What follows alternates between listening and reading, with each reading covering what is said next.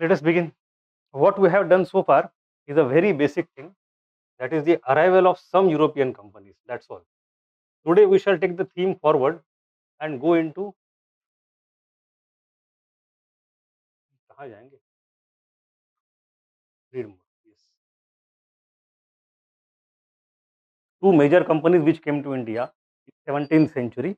One is British and other is French. And then we shall see the tussle between them as well. Now I want you to understand one thing. History is a science of chronology also. So what you think today that British were destined to conquer India it was not so. What it seems today that colonialism was going to happen, it was not so. What it seems also is that the British East India Company is going to take different forms over time and it looks the way it looks today. It was not so. When you go to 1600, all these things are in the future and future is always pregnant with possibilities. So in the hindsight, it seems that ये तो होना ही था, but उस समय ये जरूरी नहीं था. History is also by lot of chance and accidents. You should appreciate that element. A second element that you should appreciate is that the company is a very corporate entity. It is a modern corporate entity and it has no loyalty towards any business. It's like a startup. Like you open in one line of business, you think you will earn money. Maybe you don't do that. You find some insight into the things better. So you change the business line. Company has done that every other time. They started with an idea of coming to Indonesia, not India. When you say East India Company, East Indies does not mean only India. East Indies means everything to the east of Cape of Good Hope, that also includes Southeast Asia in that era. Indonesia नाम की कोई country तो थी नहीं, वो बाद में धीरे-धीरे बनती गई. The Bahasa Indonesia language also is a very relatively modern language connecting all the islands. So different islands have different culture, but all those islands and India together are called as East Indies. So East Indian Company is not only about India. The original idea was not even come to India. It was to go to Southeast Asia and do business in spices. But company being company, they realized कि पहले 10-15 साल में this line is not going to do well for us. We are not able to earn a lot of profit. So they changed the geography altogether and they also changed the product line. From spices they went to textile. From Indonesia they came to India. And that is how things evolved. And it is not end.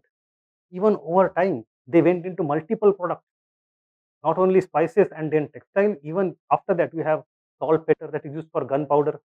They have a lot of business in opium, which I discussed yesterday, the earlier lecture. So products keep changing, new business models keep coming up. The only fundamental idea is to earn profit. And such kind of relentless pursuit of profit in the modern corporate structure is found for the first time in Dutch company and then East India Company of British. तो ये नई चीज़ है. But ये नई चीज़ आती कहाँ से? How did all these things emerge? These things are the outcome of an era of mercantilism. And mercantilism is the initial phase of capitalism we discussed in the first day itself or the second day. So what are the characteristics of mercantilism? All of them are embodied in the form of East India Company. तो हमें उनको देखना है. So let me read the first line first, then I will go to these things gradually. Yes. हाँ, we don't have handouts. Please get them. Bring some extra also. किसी को अंदर चाहिए बाद में.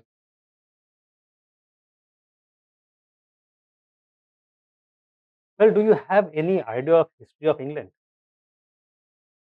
एक इंग्लैंड नाम का देश है दुनिया में, जानते हो? Basic cheese, what is the difference between England, Britain and United Kingdom? Let us start from very scratch. Anybody? We tend to use these things interchangeably. फर्क क्या है? मैम आप बताइए.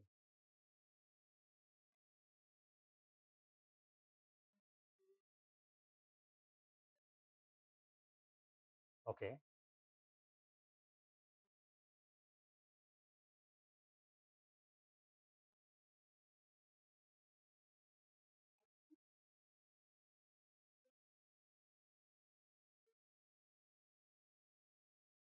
Uh, you are somewhat on halfway correct, not completely. Let me show you.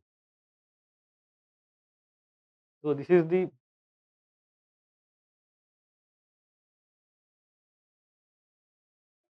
this thing is completely called as British Isles, British Islands. In that, this part is England, if I am not wrong, right? This part over here is Wales, and this part over here is Scotland. So England, Wales, and Scotland are the three geographic and cultural regions of one big island.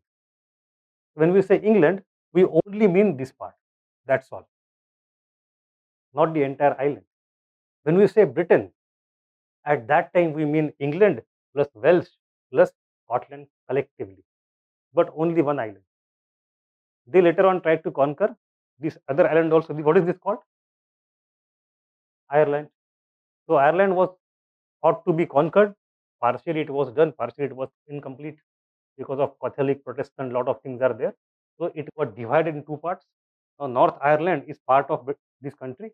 So North Ireland, Welsh, England, and Scotland collectively is called as Great Britain.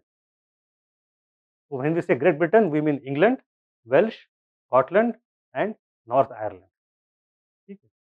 When we say only England, we only mean this part. This was the main region जहाँ ने जिसने बाकी चीजें धीरे धीरे conquer करके unify किया. Their history, because why I am using this term, when English East India Company is coming to India, originally it does not represent this entire island. It represents only this part, English. Later on, as this company is enlarging, it is at the same time England is also enlarging. It is geographically trying to incorporate other territories into itself and unifying. Now today in 21st century, it is unraveling. We have Scotland independence and all those things going on. वो अलग बात है आज के दिन में. The process was that was ongoing at that time is getting undone now. It goes on. It's in cycle all the time. बस हमारी जिंदगी थोड़ी छोटी देखते नहीं है हम. तो do not imagine कि इंग्लैंड शुरू से बहुत बड़ा देश था. Very powerful country, very rich country. People who are determined with and focused कि इंडिया जाको जीतना है, ऐसे नहीं था. They are not very rich country. The king of England always had some problem with money, or queen of England. Look at them in comparison. France. France was much better and richer country at that time for 15th, 16th, 17th century. It's later on that they started facing problems. So when you see history backwards, company is different. Its agenda is different. England is different. It is also evolving. And all these things are happening exactly at the same time when in India, Mughal Empire is coming up. When was East India Company formed? 1600, right? When did Akbar die? 1605. तो जब company बन रही है, तब Mughal empire बन रहा है.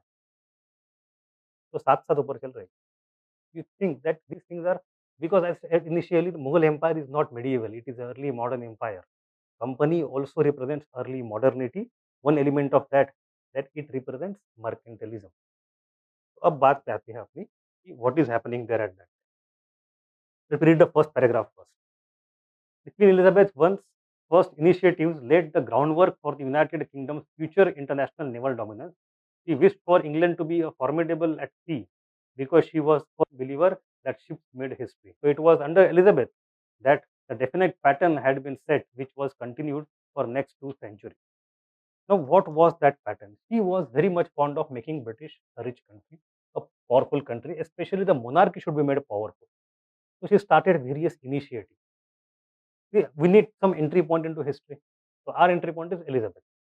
So who was she and what was happening at that time in Catholic, Protestant, all those things we don't need to go. That is beyond our history. But she is the Queen of England, and a very important. That is the golden age of England. She is contemporary of Shakespeare also. It's Elizabethan England as they call it, golden age of England. But anyway, so she introduces many things. For example, Royal Navy. The Royal Navy of Britain is there for a long time. But she is the first British monarch to start investing in it very seriously. She invested huge amount of money, built many new ships and shipyards. So that is one major contribution. The second major contribution is that in her era, the important year is 1588, in which Spanish Armada was defeated. Spanish Navy was defeated. At that time, as we have seen in the earlier lecture, that Portugal and Spain are the most important powers in the world. They are the biggest colonizers. They control the world. Yes, France and England to छोटे बच्चे हैं. And the biggest and the most powerful navy at that time was Spanish Navy. And that navy, with the investment of Elizabeth and lot of things ultimately, was there. उसमें Spain और England का war हुआ था, and in that war, Spanish Navy was decimated. And that opened the way for rise of British Navy for the first. And that is a very interesting thing. Did I tell you the story of Francis Drake? तो इसमें एक important आदमी है, I think अपने PDF में I have put his photo also, sir Francis Drake. He was actually a pirate. He was a pirate on high seas, and he excelled in looting the ship and treasures of other countries, especially Spain. तो उसने एक Spanish ship बड़ी थी, उसको लूट लिया. I think I told you this story, no? So this same Francis Drake was later on inducted into Royal Navy by Elizabeth without any scruple. Now you are part of nation. You fight for your country. He became a patriot. So all these things are happening, and उसी समय lot of merchants in England are also getting restless. Why? Because of two things. एक तो England का trade with the continent. When I say continent, I mean main continent of Europe. So English trade with continent has drastically come down because England has got on different path altogether. They have declared separation from the Catholicism. They opened their own church. So they face some problems with the continent, which was still primarily a Catholic region. And secondly, on the continent, Dutch were rising. Dutch were also forming their own company. Dutch were the one who got the opportunity of capturing trade when Portugal started declining. So Dutch took one step ahead. English भी घबरा गए. So they started going to the Queen कि भाई कुछ करो. Let us form a company and we should trade. हमें भी कुछ दे दो, रियायत दे दो. That is how it all started. Now, so this Queen Elizabeth also opened companies, or rather gave charters to the companies. Charter. This is an important word. Charter. A typical British word. It has multiple connotations, but here charter का मतलब होता है आपको certify कर दिया है. You are authorized to do so and so trade. You represent the crown in that region, and you have complete monopoly. So the charter of monopoly of trade with the East Indies was given to East India Company.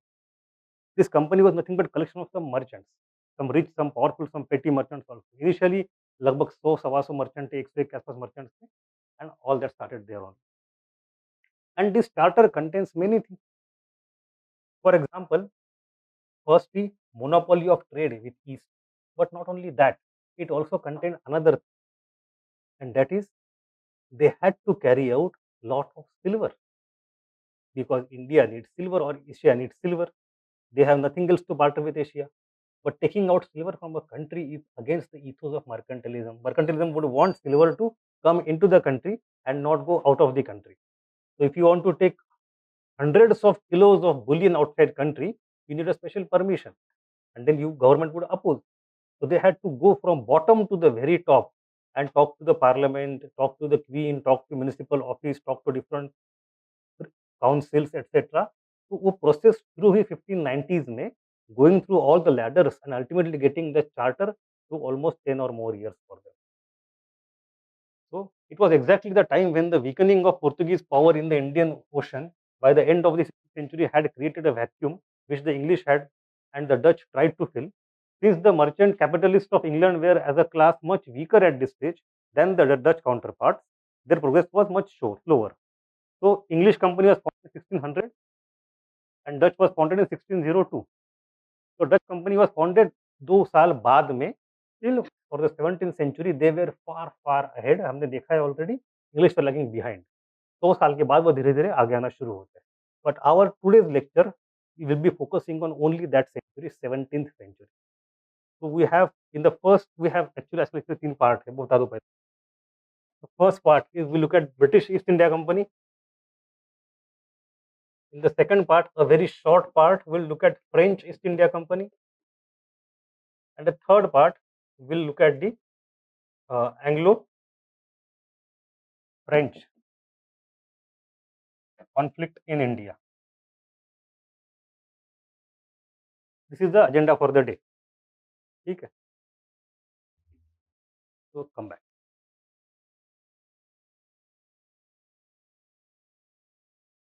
Formation of the East India Company. English traders. Well, I have one question for all of you. I have been advised by many people for many years that do not show this text on the screen, dictate everything in the class. I try to avoid that to save time so we can cover maximum syllabus. Are you comfortable with this mode or should I dictate things? And I will dictate something at the end of lecture. For 20-30 minutes I will dictate also. So don't worry. Writing practice भी होगी अच्छे से. So that is also required, and we also have already tests on every weekend for writing answers. So आपकी practice होगी लिखने के अच्छे से. Don't worry about it. In the class, focus on absorbing things. So formation of the East India Company. English traders got alarmed that Dutch were cornering the spice trade. First of all, the Dutch were buying English ships from England for this very purpose. It is an interesting thing. 1602 के पहले वाली बात है ये. मैंने कहा कि 1595, 1580 के बाद rather, for 5 to 7 years, 10 years, Dutch people are going ahead individually with multiple companies and trading with the East. And they got so much rich that they started to buy English ships to counter English only. तो English परेशान हो गए. So they decided to join hands and pool their resources, leading to the formation of the joint stock company in 1600. It was a private shareholders company, and the founding 101 shareholders consisted of politicians, merchants, petty investors, and speculators. This photo of the stock of East India Company, Shuru wala. Now understand this joint stock company. What do you understand by joint stock? What is a joint stock company? Any guess?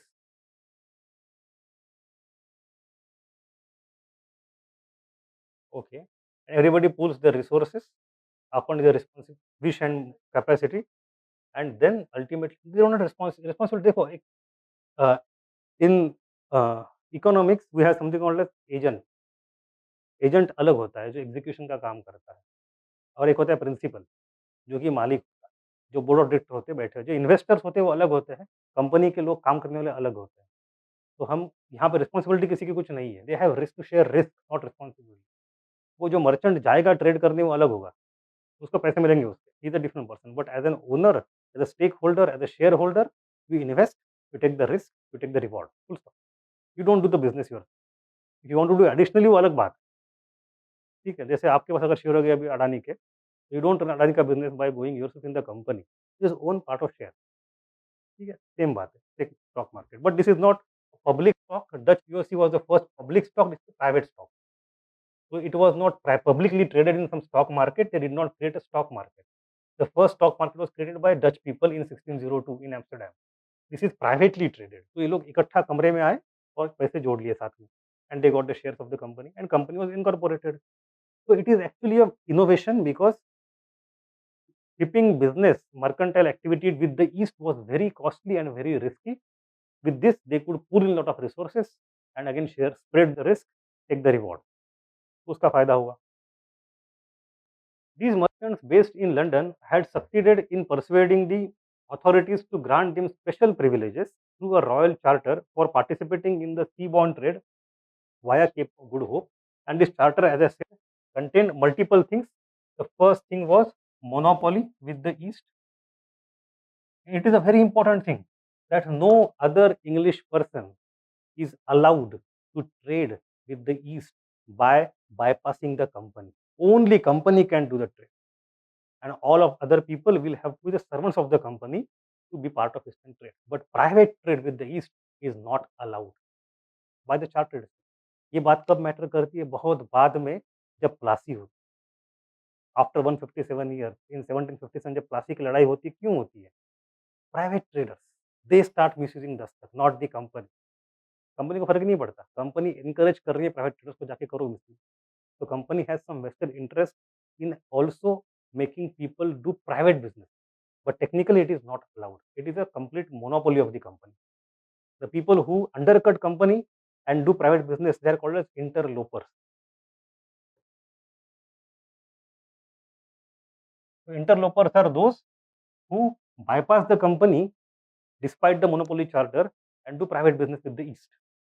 So they interlope on company straight, interloper.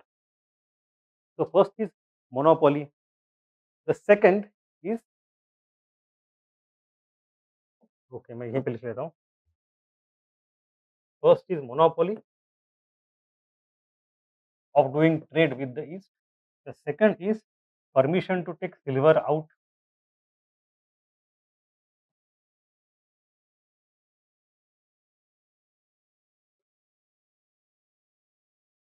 Third thing, which was not there initially in this charter, but it got added on to charter in later decades. But मैं अभी mention कर लेता हूँ, वो है right to acquire land, right to enter into war and treaties with other countries, right to administer justice in the land which is acquired, and finally you also have right to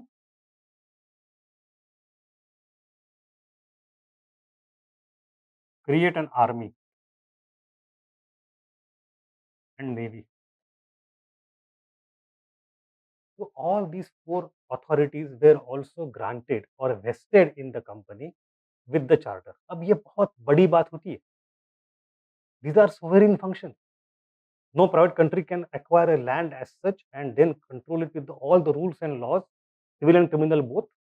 You have your own private army and navy, and then you engage in war with third country altogether as a company. You are actually a surrogate state.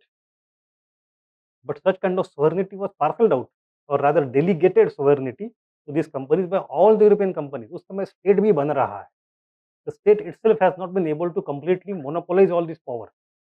King is just emerging out of feudal era.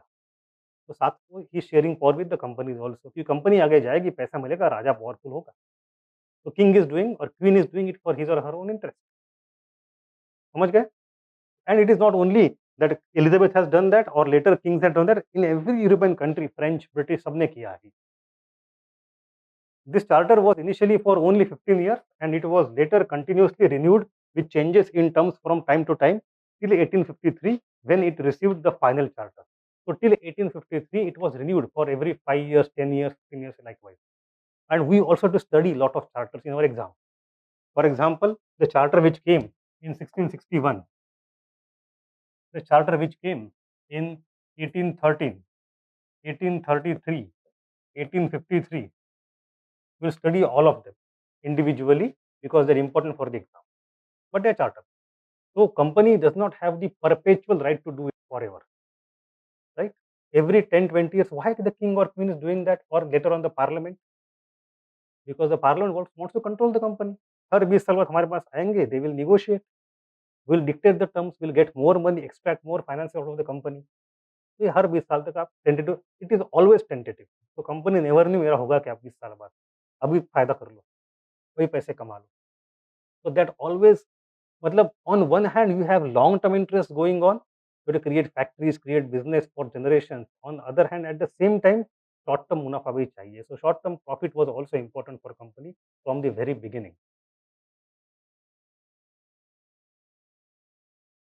So I'm going into little complexities gradually, but anyway.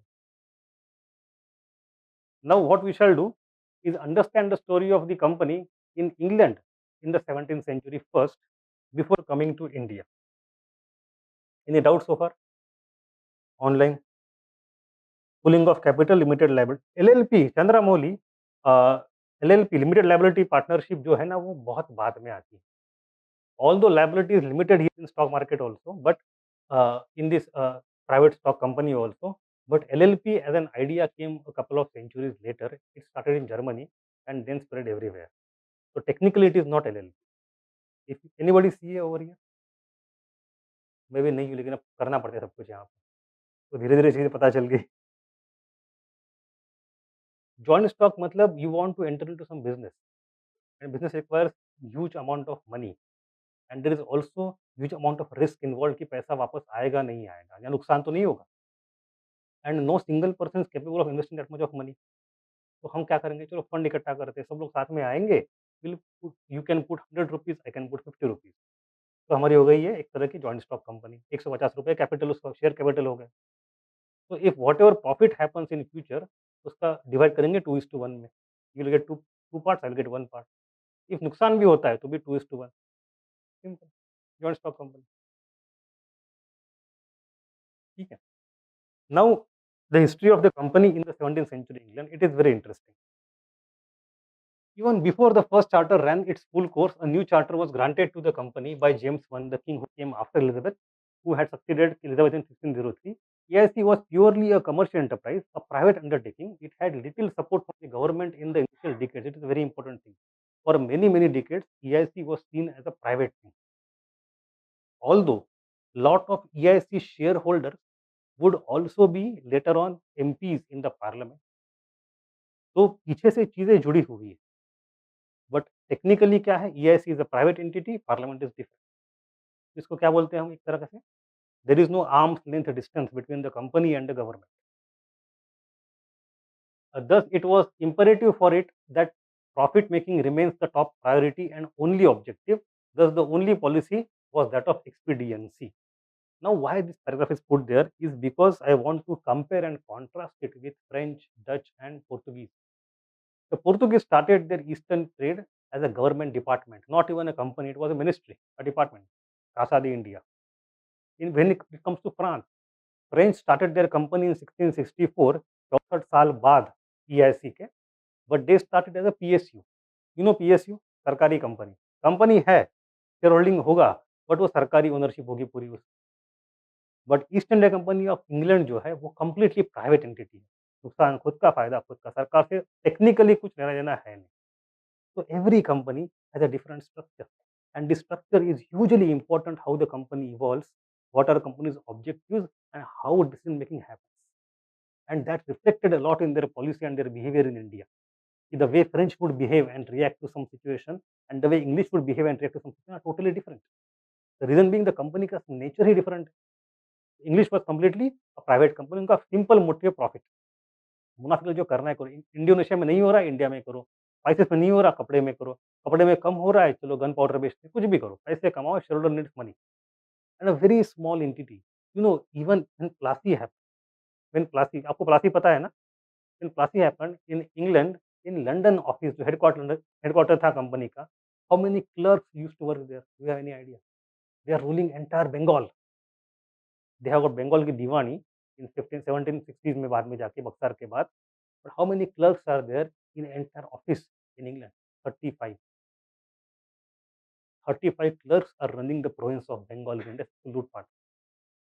So such a small entity, the volumes are huge, but these are very small people. मतलब number में, ठीक, बाद में बहुत चीज बढ़ती है। तो yes, he was pure. The expediency was the only policy क्योंकि पैसा कमाना है। The 17th century was a period of great political turmoil and social unrest in England, marked by the conflict between the monarchs and the parliament on the issues of taxation and religion. यहाँ पे you should know दो तीन issues वहाँ पे चलते थे। In 1640s, British people, rather English people, beheaded their own king, and England became a republic for a decade or so. बस 10 8 10 साल के लिए इंग्लैंड was a republic. राजा को मार दिया, रेजिसाइड हुआ था वहाँ, and at that time it created lot of turmoil. Have you seen that movie V for Vendetta? देखिए आपने, remember remember 5th of December, Guy Fawkes, नहीं, what kind of movies do you watch?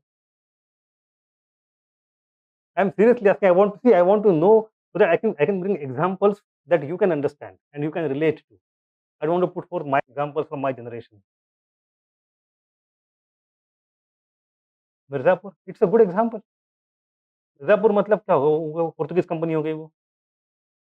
कालीन भैया जो है वो तो पोर्तुगीज है, उनका एक बेटा जो ही वांट्स टू क्रिएट, वो तो बाद में निकलता है फ्रेंच। तो you can collect many things there, and if you compare Mirzapur versus वो मुंबई वाली कौन सी सीरीज थी, sacred games, difference between English English East India company तो कहाँ चले जाती, ठीक है? Anyway so Charles I, the King of England, was beheaded, and for some time England became a republic. But that is only for short while. The king then comes back. Different king they brought back. And in 1688, within 3 decades after that, we also have a revolution in India. Revolution को कहते हैं glorious revolution. And in that also, the power now starts to pass away from the hands of the monarchy into the parliament. England के अंदर भी democracy create हो रही है. In the 12th century, you had Magna Carta, वो अलग बात हो गई. But in 17th century, 1688, we have glorious revolution whereby the parliament starts asserting itself vis-a-vis king, and then parliament starts acquiring more power. अब company initially किसके साथ थी? Company को charter from home, from the queen, from the monarchy. अब monarchy power में कम हो गई है, पार्लियामेंट पावर में ऊपर आ गई है, तो company has to go to parliament and persuade parliament. But parliament is not only one, it is 200-400 लोग हैं वहाँ पे बैठे हुए हाउस ऑफ लॉर्ड्स में. उस समय house of Lords is more powerful. वहाँ की लोकसभा अभी तक बनी भी नहीं है. लेकिन 19th सेंचुरी लोकसभा बनेगी वहाँ पे. हाउस ऑफ लॉर्ड्स ही वहाँ पे है, उसके अंदर प्रिवी काउंसिल वगैरह है, जो कुछ है. तो the point is a company has to now tussle, move away from the king or queen and then focus more on persuading the parliament. ये सारा ट्रांजिशन वहाँ पे हो रहा है. इसमें कंपनी के बारे में ना parliament had no sympathy initial. तो कई बार ये हुआ कि कंपनी को चार्टर दिया है, चलो हम किसी और को चार्टर देते हैं. Parliament wants to earn money. तो company faced lots of problems in the initial 100 years. We shall see them. First problem is in 1637, the Court and Association obtained a charter from the Charles I, जिसको बाद में मारा गया था. In 1657, when England was a republic briefly, a fresh charter was granted to the East India Company by Oliver Cromwell, restoring its monopoly. So the king gave charter to a competitive rival company. दो company had charter. The moment two companies have charter, first company feels threatened कि भाई ये भी हमारा trade का share ले लेंगे. Competition होगा तो भाव गिर जाएगा. Monopoly चाहिए. Monopoly is very important in the capitalism in the initial phase. They don't want competition. But when the king was beheaded, the president or prime minister came at that time. Prime minister was Oliver Cromwell. He said कि दोनों कंपनियां मर्ज हो जाओ, कोई दिक्कत नहीं. But it was a problem for a decade for them. Other example, Scottish Parliament. At that time, Scotland was a different country. In 1600 or thereabout, the king was united. Monarchy एक ही थी, but parliament दोनों की अलग थी. It is in 1707 Scotland and Scottish and English Parliament will merge for long time, at least for many power. One nation will be created. But in this 17th century, these are two different nations with single king or single queen. So Scottish Parliament also authorized another company altogether to trade with the East. Eventually, the separate Scottish trading venture failed due to intense English hostility. But again, the monopoly charter which was given to the company was not so safe. That is the basic point. The third and a major problem came that after the glorious revolution of 1688, when the power starts flowing away from the monarchy towards the House of Lords, which established supremacy of parliament over the crown, the political influence of the EIC was somewhat reduced. Parliament created a new company, now called as English Company. So now we have two EICs. एक है English EIC जो नई नई बनी है, and the old one is called as London Company. English Company, London Company. ऐसे उनका नाम रखे गए लोगों के बातों बातों में. London Company for the old company. But it was soon realized that such competition was disastrous for English overseas commerce because competition brings down prices. तो नहीं करना. So eventually a compromise was worked out and the two companies were merged under parliamentary and state supervision in 1709. It was a huge deal back then, huge deal. Lot of legal developments happened because of this merger at that time. But anyway, so you see that even in back England, you do not have the guarantee that the single company would have evolved. In France, the company came, it got dashed, a new company came. Rather, it was revived later on. In Danish India, Danish East India Company also is the first company, second company, third company. In Denmark, that happened. Even in Netherlands and Holland, we see कि first company कई सारी बनती है फिर मर्ज होती है. My point is that understand EIC का fate sealed नहीं था कि ये राज करने के लिए बने हुए. It took lot of time for. That is one thing. हाँ, but the difference is that unlike in France, Portuguese, etc., one point was unique with England, that the company was completely private. तो भले ही राजा को जो कुछ हो, government का जो कुछ हो, कंपनी का उतना कुछ नहीं होता था, because it was private. It was left for its own profit, initially did not get support from the government, नुकसान हुआ। एट द सेम टाइम फ़ायदा भी हुआ, तो सरकार डूब रही थी, कंपनी को आँच नहीं पहुँची। In case of France you see, it is the French government which hold the company, PSU है, तो जब राजा शक्तिशाली है, कंपनी भी उतनी ही एनर्जेटिक है। जब राजा डूब गया, कंपनी डूब गई। यहाँ पे ये नहीं, they always maintain the distance, that is a very unique characteristic of Britain. However, all this disorder did not impinge much upon the functioning of the EIC, in stark contrast to its European competitors, as their position depended much on the fortunes of the government of their mother country. Is it clear? Any doubts so far? These are very basic things. If you read any book by, let us say, John Kay, I like him a lot, a very good historian. He has written a book, Honorable East India Company, a big book. I read it, I think, 10-15 years ago. And he would give at least 300 pages to this 1700. तो 700 के 100 साल के लिए हमारे काम के है नहीं। Even recently, a few years ago, a book came by William Dalrymple called The Anarchy. Again, he also gives a lot of pages to the company formation, कैसे रात को गए merchants क्या हुआ। So we don't go into those details, but these are the मोटा-मोटी trends जितने हमारे काम के हैं। Then you come to the other part of the company, what is happening in India. Now, when company came to India, it was not the first English people who came to India. Even before the company's ambassador and merchants, some other people had already come to India from England. So this is prelim wali important. So prelim से हमें we note three people: Thomas Stephens, Ralph Fish, and John Mendenhall. These are three people who had visited India even before arrival of the company. The first one is Thomas Stephens. He was actually a Jesuit missionary. Jesuit, as I said, is a part of counter Reformation started by Vatican. So he was an English person, English priest who joined the Jesuit order, who came and visited Goa. He did not come to Mughal region as such. He visited in Goa, and he was the author of a book called Christ Puran. Christ Puran is a epic poem on Christ and Puran. तो Christ की कहानी उसमें बहुत लंबी चौड़ी. It is written in the mix of Konkani and Marathi. Why was it written? Because missionary. If you write in local language, people are easily convertible. Simple baat.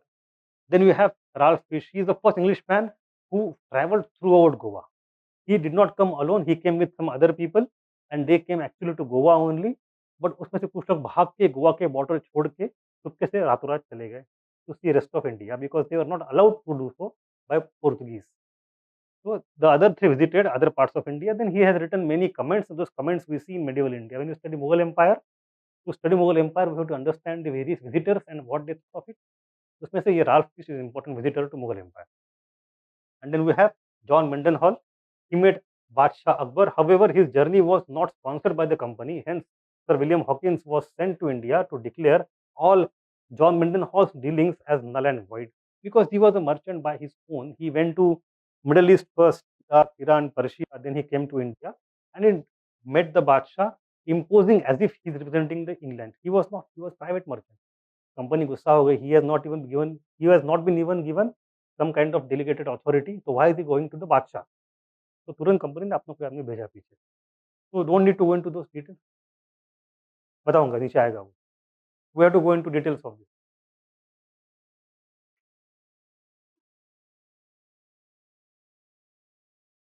So these are the three people who are just prelims के लिए who visited India beforehand. Come to the history of the company now.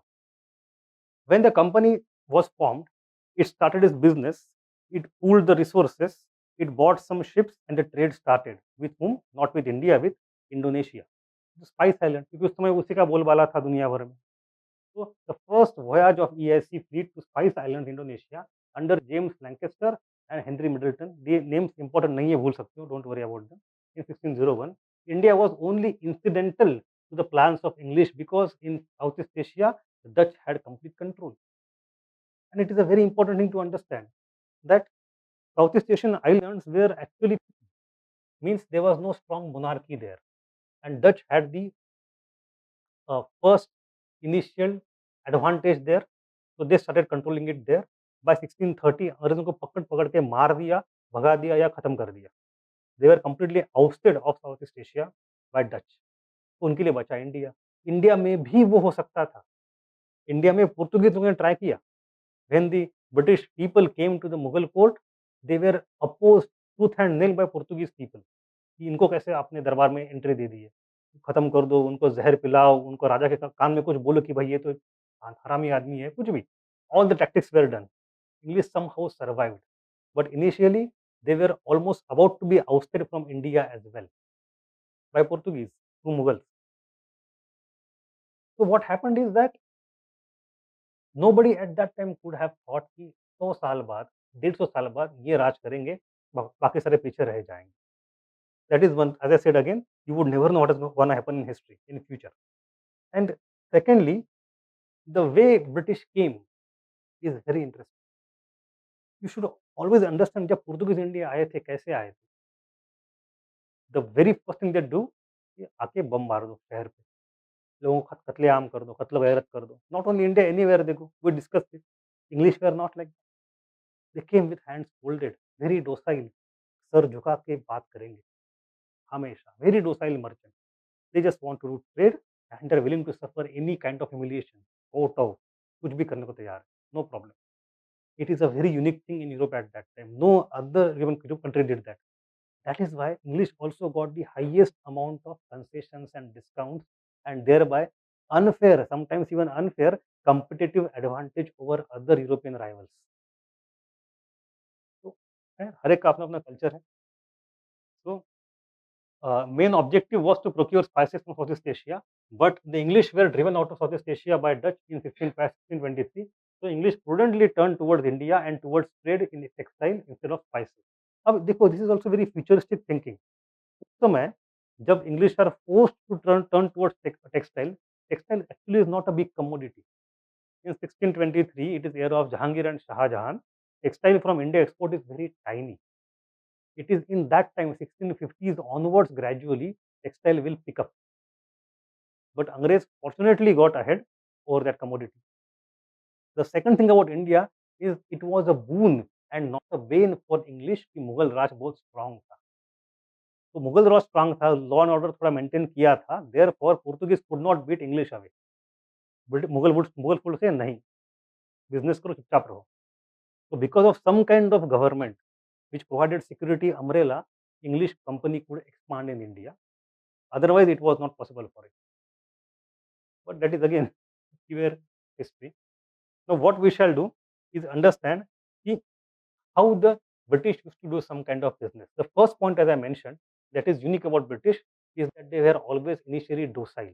They did not announce their entry as a grand standing entry कि मैं आके सबको तोड़ दूंगा, तबाह करूंगा, मुझे पैसा चाहिए, नहीं, झुक के बात करके। Second thing is that they talked not only to the person at top, राजा के साथ डिप्लोमेसी करेंगे, but also entire bureaucratic apparatus, गांव का मुखिया, lower clerk, some kind of minister, governor of state, हर एक को पैसे देंगे। Bribery, British are the greatest bribe giving person in the world even today. I am not joking, Russia का सारा ब्लैक मनी जो है लंदन के इसलिए एनीवे, ठीक है। So all the oligarchs of Russia are not in Russia, their money is in England. But anyway, तो ये पूरी फाइनेंशियल इंडस्ट्री जो बनी है ना आज के दिन में, फाइनेंस मार्केट लंदन से ही चलता है दुनिया का आज भी, not even from New York. But anyway they they मुझे sometimes I feel very interested कि रॉबर्ट क्लाइव जानते हो आप? रॉबर्ट क्लाइव को बाद में पूरे इंग्लैंड ने इतना हरास किया कि भाई तूने करप्शन किया इंडिया जाके, मतलब how this is corruption, I can never understand. But anyway, हम उसकी बात करेंगे कल, परसों शायद करेंगे। So the first thing that they always were willing to be docile. The second thing is that they greased the palms of entire hierarchy and therefore obtained concession. And the third important thing is that they never imposed Christianity, never ever. The Danish would do that, the Portuguese would do that, British would never try to promote Christianity. They would not intervene into. They might do individual cases. Sometimes they may be there, like some British person going to some city and starting church, etc. वो cases रह सकते हैं, I am not denying that, but as by and as an system English did not do that. So Indians also did not have much of antipathy towards them. Against Portuguese, the Goan, local Goan had so much of antipathy, but against British, we did not have any problem. तो English लोगों ने भारत कैसे जीता? The fundamental reductionist idea is this: it is Indians who conquered India with the help of British. Indian paisa, Indian bania class, Indian banking and finance industry funded British. Indian merchants funded British, and Indian soldiers fought for British to conquer India. तो भारतीय पैसा लेके और भारतीय सैनिक लेके भारत को जीता गया है बाय हैंडफुल ऑफ पीपल। तो मर्चेंट्स थे वो, सीधी बात। बट एनीवे उसमें हम जाएंगे धीरे धीरे। English realized that their future in India would, okay, the first mission was sent to India by Captain William Hawkins. William Hawkins came to India to represent the company somewhat. It is actually confusing a little bit. Company के लिए आया था, खुद से ऐसे भी आया था। The court of Jahangir failed to achieve substantial result due to Portuguese opposition. So he came into Jahangir court that Badshah, please allow me to start a factory in Surat. But जैसे सूरत में factory खोलेगा, it will give competition to Portuguese. At that time in Agra, the capital of Mughal was Agra, not Delhi back then. Delhi was made capital by Shah Jahan. Till that point, it is Agra only. So Agra में lot of Portuguese missionaries were there, Jesuit missionaries, who actually had come to convert Akbar to Christianity, and they started their church also there. So they were also present in the church in the Mughal court. So they started conspiring against English. इनको मौका मत दो। So Jahangir was little hesitant. He did not give a permission. He gave only one permission कि ठीक है सूरत में factory खोल दो। The first permission to open factory in Surat came from Jahangir, and then they did do so. So in 1612, 1613, you have Surat factory also, 1613.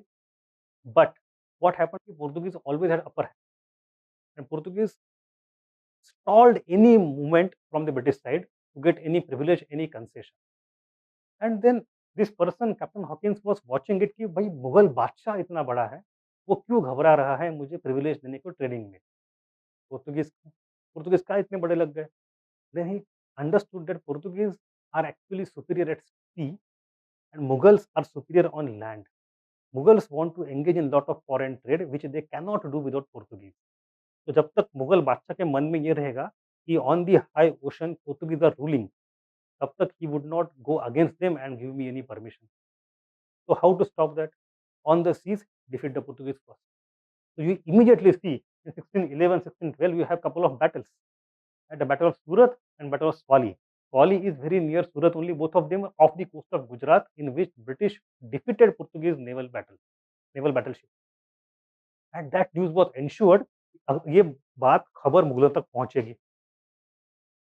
And when it reached Mughals, then only they gave more permission. ठीक है, आप भी ताकत भरो, आपको ही मिलेगा. So power sticks. So English realized that their future in India would be uncertain if the Portuguese continued to exert the influence in the Mughal court. The English consolidated their position in India by defeating Portuguese in the two naval encounters, one in Surat, other in Swali. The Battle of Swali is more important. Generally, it is asked in question. Swali, between whom, etc. The English company was now granted the permission to open factories in Surat, Ahmedabad, and Bharuch. But it was a very minor thing. It was still not a permission to go and trade with entire India. So they wanted more permission, they want to open factories everywhere. So now, not only the company, but Sir Thomas Roe was sent by the British Crown himself. So which king? James I. So King James I sent the ambassador, a formal official national ambassador to Mughal court to give them company permissions to open factories in entire India. And Sir Thomas Roe came to India 1615, led the second mission, which is the first royal ambassador, and spent 3 years hanging around the court of Jahangir before the company could get the royal firman to establish factories anywhere in India. अब yes, Sir Thomas Roe was a very interesting person, by the way. He was in court for a long time and he wrote lot of reports, observations and diary कि court में चल क्या रहा. और उस समय he his observations are the external person observing internal things. So he gives lot of unique observations, interesting observations. जैसे अभी a book has published recently on this diary also. Last month only the book was published. तो उसमें एक दो अच्छे किस्से भी कहे हैं कि एक बार ये गए थे दरबार में। अब मुगल दरबार में कैसे होता है कि बादशाह बैठेगा, हर आदमी खड़ा रहेगा। Nobody can sit in front of बादशाह, राइट? आपको कहानी पता है? हाँ, तो what did sir Thomas Roe said? मुझे कुर्सी दे दो बैठने के लिए। ये इंग्लिश नीचे नहीं बैठेगा, ना खड़ा रहेगा, उसको बैठना है कुर्सी पे। The chair idea of chair is very मतलब कुर्सी पे बैठना मतलब आपने बहुत बड़ा मुगल दरबार में बैठे मतलब इतनी ज़रूरत कैसे की आप? तो एंटायर कोर्ट वाज़ बिवाइल्डर्ड कि भई ये क्या डिमांड हो गई? एवरीबॉडी वाज़ शॉक्ड कि बादशाह के सामने बैठने को कुर्सी माँग रहा है। He never learned Persian by the way. He always had a middleman, a translator that also created lot of problems for him. एक बार and he was very less of ostentatious. तो एक बार दरबार में a Persian ambassador had come. He started giving gift to Mughal बादशाह। तो gift पर गिफ्ट दिए जा रहे हैं। ये जवाहरात, ये हीरे, ये थाली, ये कपड़े, ये गहने जो कुछ चल रहे होंगे उसके, तलवार-विलवार सब कुछ। तो ये बेचारा देख रहा है। देन ही अंडरस्टूड कि यार इतने गिफ्ट देंगे तब बादशाह खुश होते फिर काम होता है अपना। बादशाह को नज़राना देना पड़ता है। अब इतना तो मैं दे नहीं सकता। तो उसने अपनी एक डायरी में लिखा हुआ है, वो इतना पर्शियन लोग इतना गिफ्ट दे रहे हैं, लगता है 10 दिन गिफ्ट ही दें, 10 दिन गिफ्ट उनके खत्म नहीं होंगे। इतने एक-एक पीछे थाली आ ही रही है। So, Jahangir also is a writer, an author. He wrote his autobiography called Jahangirnama, and that gives insider perspective of Jahangir सोच क्या रहा है about this Thomas Roe and English and Portuguese all together. So what you can do, you can take two books, Jahangirnama and the diary of this person, Thomas Roe, and then read year by year, and then you see how cultural difference plays out. But वो हम नहीं करेंगे. It's an interesting thing to Anyway, he got a royal firman to establish factories anywhere in India. Roe also played an important role in securing the release of English merchants who had been held in captive by Portuguese in Goa. So he did some diplomatic things. So Roe's mission is the one that marked the beginning of the new era in the history of East India Company. By 1619, the factories came at many places, Surat, Agra, Ahmedabad, Bharuch, etc. The hostilities between the Portuguese, अब देखो इसके बाद next बात क्या है? There are three terms which you should understand. One is factory, other is settlement, and third is presidency.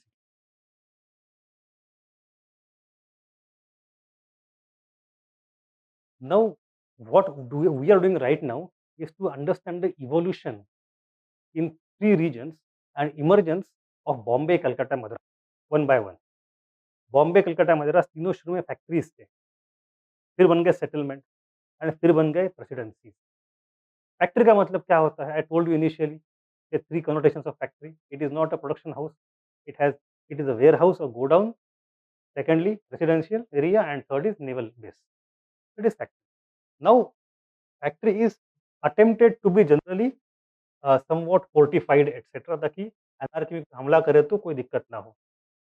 British generally wanted their factories to be fortified, and the reason they gave always India में बहुत लूटपाट होती है, हमलावर आते हैं and then लूट जाते हैं. We need our self protection. But the actual reason was different, and that was कि जो लोकल सूरत में हो या कहीं भी हो, मुगल गवर्नर होगा, मुगल कोतवाल या फौजदार होगा, he would come asking for taxes. If they have their own factory which is fortified with only 20, 30, 40 people, they can hold on their own for many, many days and nobody would be able to extract taxes from it. So they did not want to be subdued to the legal as well as illegal demands of local government. So they wanted that kind of power. तो थोड़ी army रहेगी and थोड़ा fortification रहेगा. But that is just a factory. Go one step beyond that. Next we have settlement. तो factory के आसपास के गांव जो होंगे या एरिया होगा, you get zamindari rights there. The moment you get zamindari rights, you start settlement and then that becomes your territory. तो वहाँ पे जो लोग रह रहे हैं, they will be subjected to your laws, and if you are able to provide better law and order, the people from nearby areas would want to come and reside in your area. जैसे कि अगर मराठे हमला कर रहे हैं, तो सूरत से लोग भाग के जाएंगे मुंबई. मुंबई में क्या है? Settlement.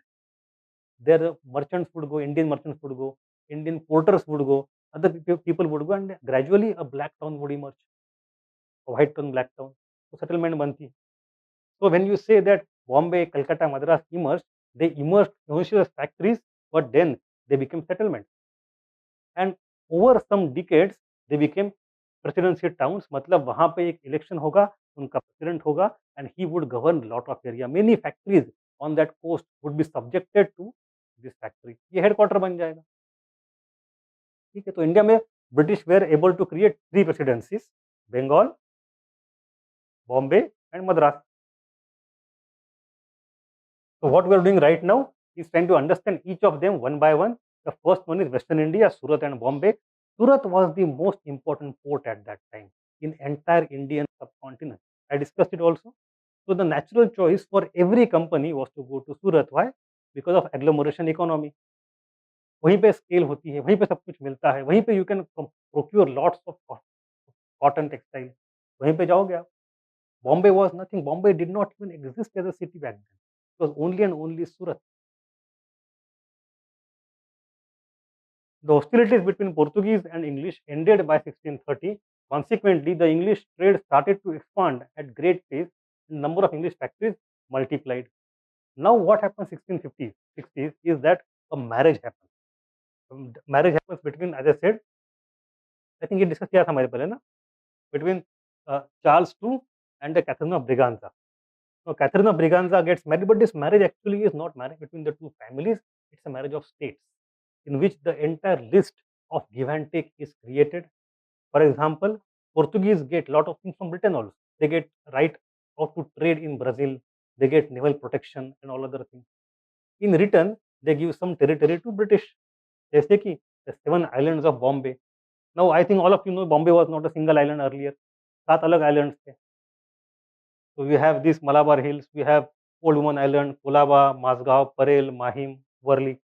And over 19th decade, 19th century gradually, all of them are filled up to create the Bombay city. It is called land reclamation. I hope you know that. पता था? अच्छा, मुंबई नाम के 7 आइलैंड्स थे. ये सारे अभी 150 साल में भरे गए हुए हैं. What is Marine Drive? It is completely created over here artificially. It did not exist. And it was reclaimed gradually over decades. The latest one was created by India's Bharat Ratna civil engineer Sir Mokshagundam Visvesvaraya. उसमें इतना corruption हुआ था marine drive बनाते समय, क्योंकि when you create such kind of land, you have to put in lot of rubble in ocean. Now कितने truck मिट्टी गई किसको पता. आप बोल दो मैंने 1000 ट्रक डाल दिए, लिखो 5000 ट्रक डाले, you can not go and verify. So in the diary noting of Sir Vishwesvaraya, it is written, he had the marine been driven off with gold, it would have been cheaper. सोने से भर के सस्ता पड़ता है, इतना पैसा खाया लोगों ने यहाँ मरीन ड्राइव बनाते बनाते. बट चलो वो तो इसको भी 150 साल हो गए, 125. Anyway, so yes, actually this was the Bombay. These are islands. This is not a very good region. It had a natural harbor. You can see harbor to hai. It was protected also. You see what is happening at that time. Marathas are rising, and Shivaji is raiding Surat twice. I have here? I don't have it here. Twice. In 1660s and 1670s, 2 बार शिवाजी ने सूरत लूट ली. अंग्रेज घबरा गए. बोले होगा कैसे? Mughals are looting us. Shivaji is looting us. Where do we go for protection? And at that time, these islands were handed over to the King of England by Portugal. So the King of England handed it over further to or leased it to the company कि आप यहाँ पे एक अपना harbour बना लो, यहाँ factory बना लो. It has got natural harbor. It will be protected from the Maratha raids also. And now the next stage for British is not to just create factory over here. They had to create settlement.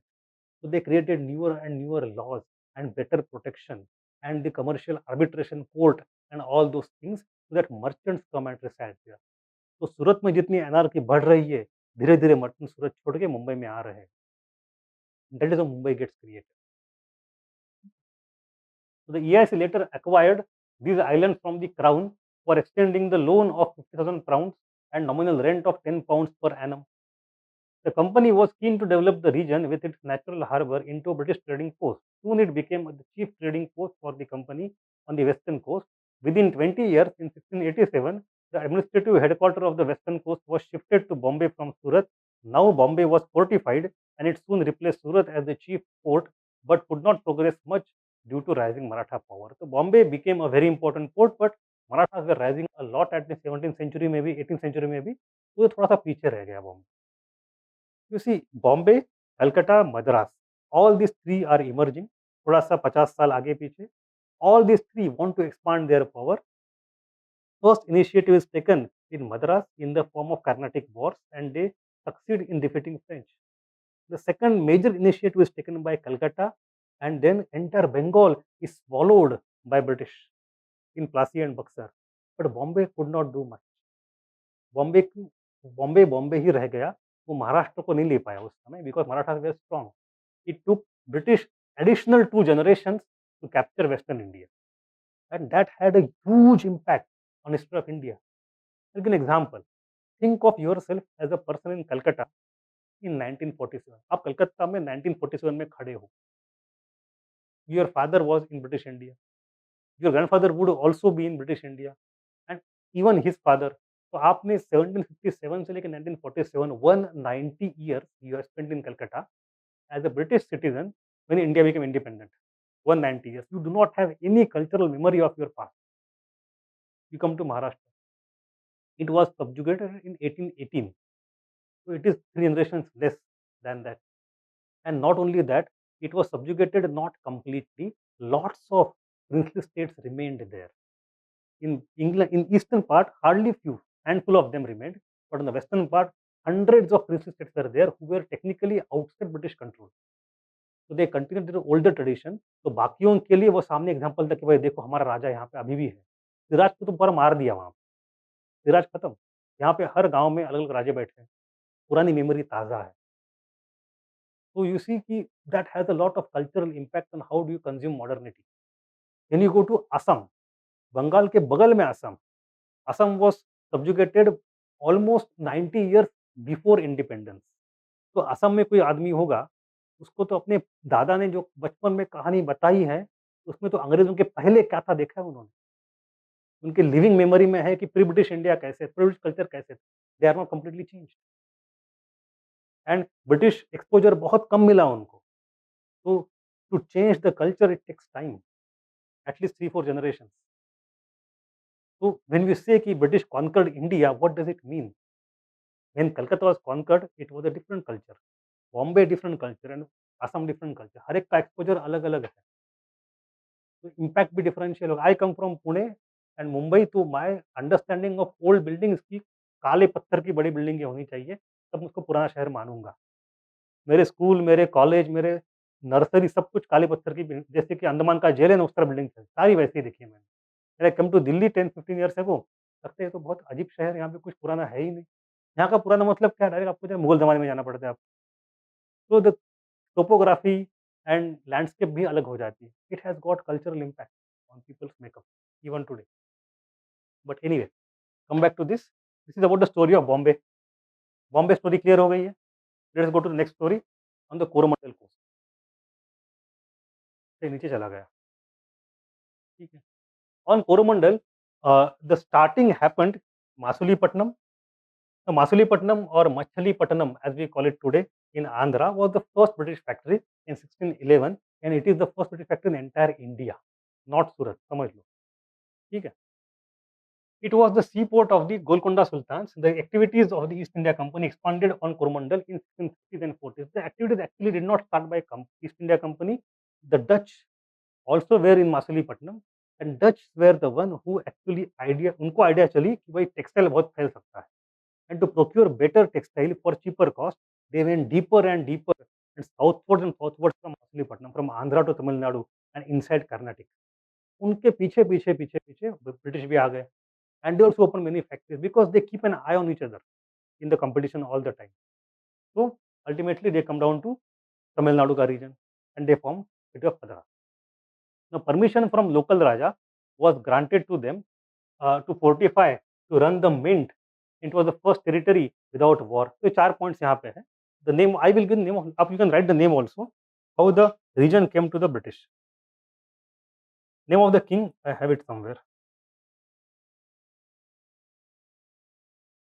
is Pedda Venkata Raya.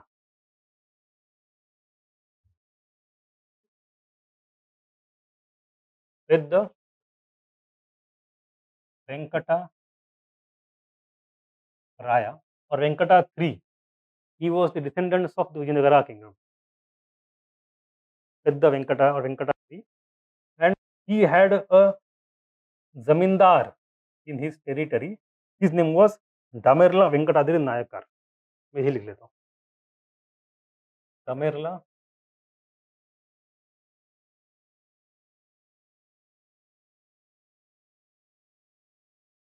Venkatadri,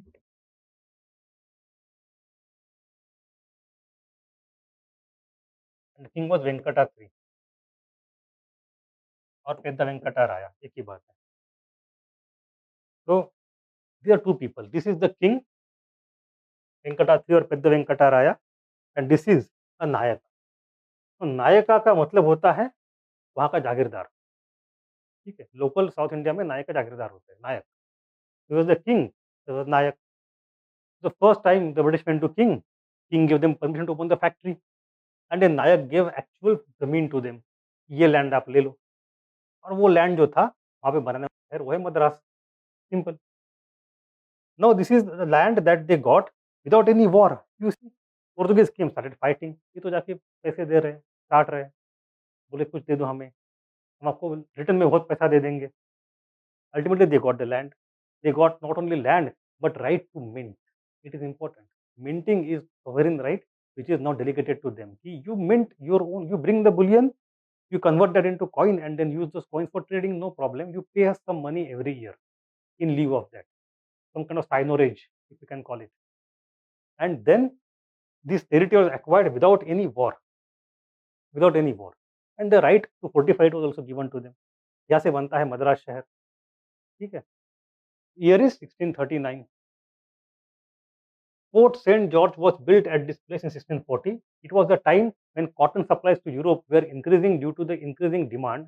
As the trade increased, so did the city of Madras, which absorbed a lot of immigrants from the nearby regions who were seeking to escape the socio-political instability before and after the conquest of South India by the Mughals.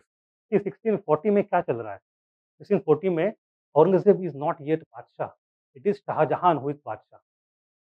Aurangzeb comes to throne in 1650s. In 1681, he comes to South India. And 1681 से 1707, he's in South. Lot of anarchy happens because of his arrival. Huge amount of war happen. Entire Deccan gets embroiled into warfare all the time. People are running helter skelter. They just want protection. And company can, because it is fortified town, they can give protection. तो company would actually rent out the places कि भाई आप बढ़िया merchant हो, आप यहाँ पे आओ, आप रहो, टैक्स दे दो, हम चलाएं. Company had a policy, they written document there, those Indians who reside in our forts and take our order law order consume that, वहीं से पैसे निकाल के पूरा खर्चा चलाओ शहर का. Don't spend extra rupee. Company is always trying to make money out of every word. Protection it comes at cost. युद्ध करना भी कंपनी के लिए बिजनेस था. युद्ध में हारे तो भी पैसा मिलेगा, जीतो भी पैसा मिलेगा. They are all primarily businessmen and then soldiers. But anyway, so gradually Calcutta became a big city during the Aurangzeb era and even after him when everything is fragmented. You know, by 1700,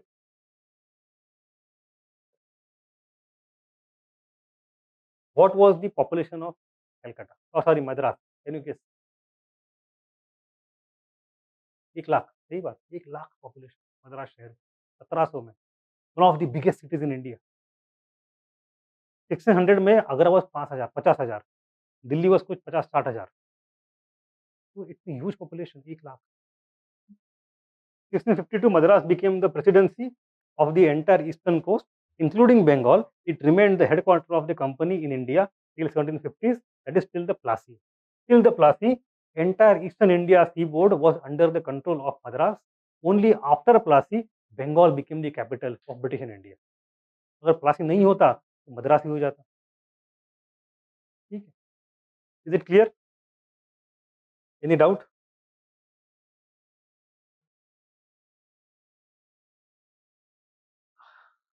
भूल जाओ अभी. I am serious. भूल जाओ अभी. Don't worry about this names. रटना नहीं है. This names will not be required to be written in the mains का answer. And in prelims if you have read the name, आपको देख के चमक जाएगा. तो देखो, याद करने का मतलब दो होते हैं. देख के आइडेंटिफाई करना या खुद से रिप्रोड्यूस करना. You do not need to reproduce this name. When you see them in option you should be able to identify. उतना चाहिए, उतना तो हो गया.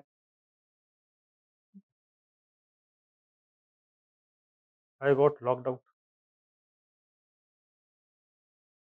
Just a moment.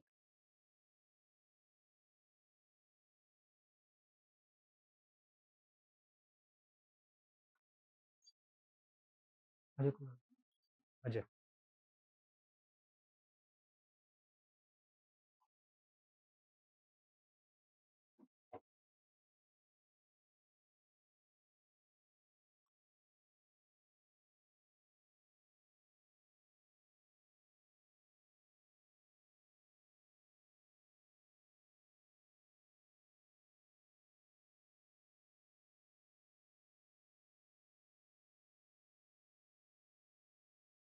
अच्छा, मैं आ गया। अरे सॉरी, हो गया। I was logged out for a moment, Zoom से दोबारा आ गया ज़ूम में मैं। So why Masulipatam is the first factory and not Surat for Britisher? Because Anushaya, Masulipatam was opened in 1611, Surat in 1613. Simple बात है। Surat they tried to be the first, but they could not open in Surat first because of the Portuguese opposition. It took them some time.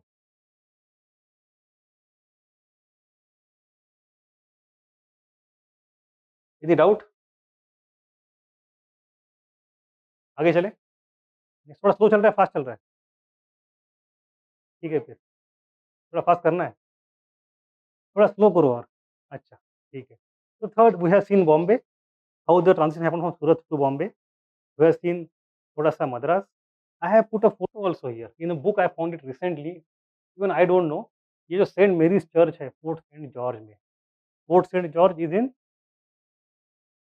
Madras, है ना, हर शहर में अपना fort है। तो वहाँ पे एक चर्च भी है सेंट मेरीज चर्च, वहाँ पे लोकल रिकॉर्ड्स है। In the records we can see signature of Robert Clive, वहाँ पे शादी किया था। And you also see which I found more interesting, signature of person called Elihu Yale, who was the East India Company president at that time, who had come here in Madras, and he is the one, यहाँ आके बहुत पैसे कमाया। He went back and then he had charges of corruption against him also, वो अलग बात है। And then he put his endowment, and that endowment was the origin of Yale University, which is the Ivy League University in Connecticut today. ठीक है, वो US में है, but the point is that people, there was some issue ना politics में, Yale का certificate है कि नहीं है आपके पास? Do you follow politics? I think it was about Smriti Irani, Smriti Irani, right? Anyway, ठीक है। तो the next reason is, I am still locked out,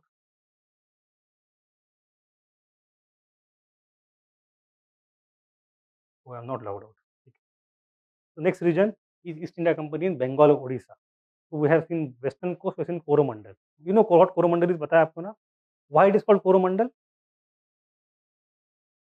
It is actually Chola Mandalam.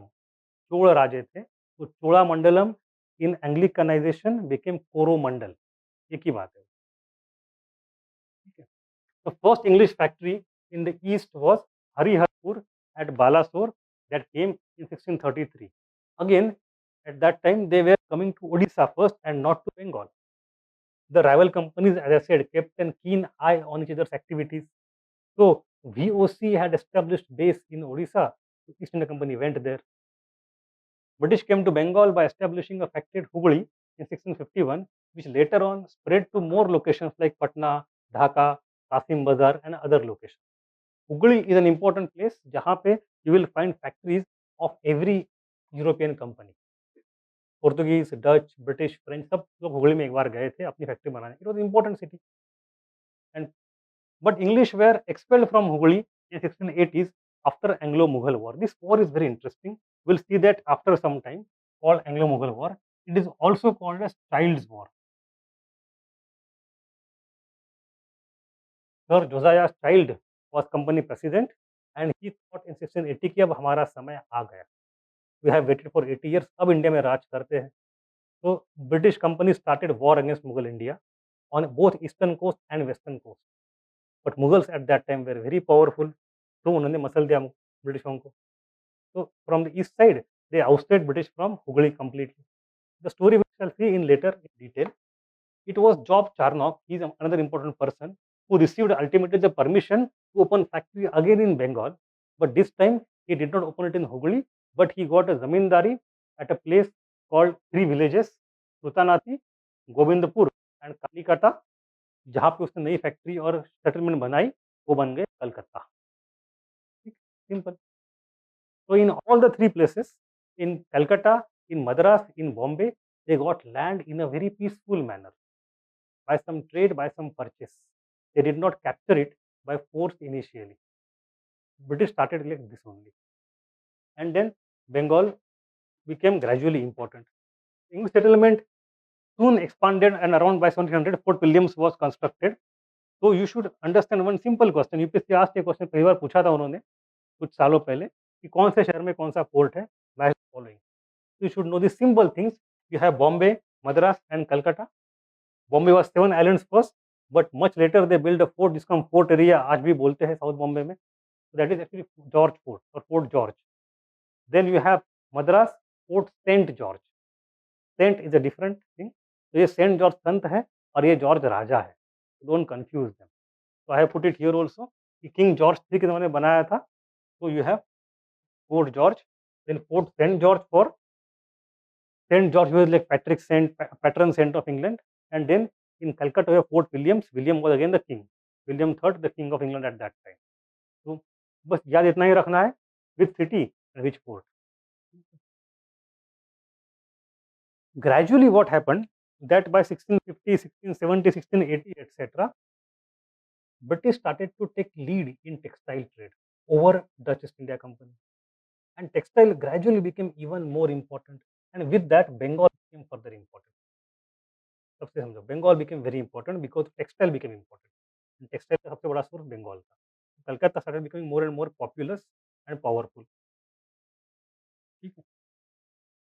This is the basic story of all the three provinces. It is actually a sheer coincidence that British got entrenched in Calcutta more than Bombay and Madras. And again, the accident of history. South में क्या चलता है देखो, waste में and east में. On the western coast we have Marathas, very powerful. They cannot be trifled with till the time they get weakened much later. Bombay had no much future of conquering India. In the south we have fragmentation. We have Arcot, we have Hyderabad, we have Nizam, we have Marathas, we have Tanjore, we have Mysore, lot oligarchs, lots of powerful potentates are there. It is fragmented. They are fighting all the time, yes, but individually they are very powerful. उनको हराना आसान नहीं. Lot of competition going on. So Madras also tried. French and British both from Madras and Pondicherry tried, but it had limitations. It cannot go beyond a point. In Bengal, British got a head start, and when Mughals collapsed, Bengal weak होते गया और वहाँ पे कोई competitor है ही नहीं. एक को हराओ पूरा बंगाल आपका. So the political structure of the provinces when Mughals were declining determined आगे कौन जाएगा, कहाँ से foothold आपका grow होगा. So there is a very famous statement also कि French tried to find the key of India in Madras because वहाँ से वो expand होना चाह रहे थे साउथ से पूरा सब जगह, but British found it in Bengal. Bengal the resources and Bengal में political structure बहुत weak था. Bengal अमीर तो है, पैसे है, man, money, material सब मिलेगा. Not only that, politically Bengal बहुत weak, conquer करना बड़ा आसान. ठीक है. So again a sheer coincidence. Let's go to next part. East India Company's trend in 17th century. We have to look at 4 or 5 important changes that happened over the century, one by one. The first thing is that the difficulties of the company. I think I summarized this already in the first page only. For the English company, despite some spectacular profits in its early voyages, it was a troubled time. 20th century British were not very powerful. Not so much because of the occasionally adverse trading conditions, because they were profitable, but because of financial and political difficulties at home in securing the sufficient capital, upholding their monopoly rights, and suffering from political wars and religious turmoil. We discussed all these things. नई company बनाते थे, कुछ होता था, राजा कभी parliament कुछ problem. तो home front पे company was always insecure in the entire 17th century. Second thing that is happening is Anglo-Dutch rivalry. Now this is the interesting thing. Due to the Dutch stranglehold over Southeast Asian spice supplies, the EIC tried to use more of Indian network and subsequently in China for tea and also opium. वो next century में आएगा. Thus, there was gradual expansion of factories in India. The fact was that the English could trade in India with relative freedom, especially in Mughal territories.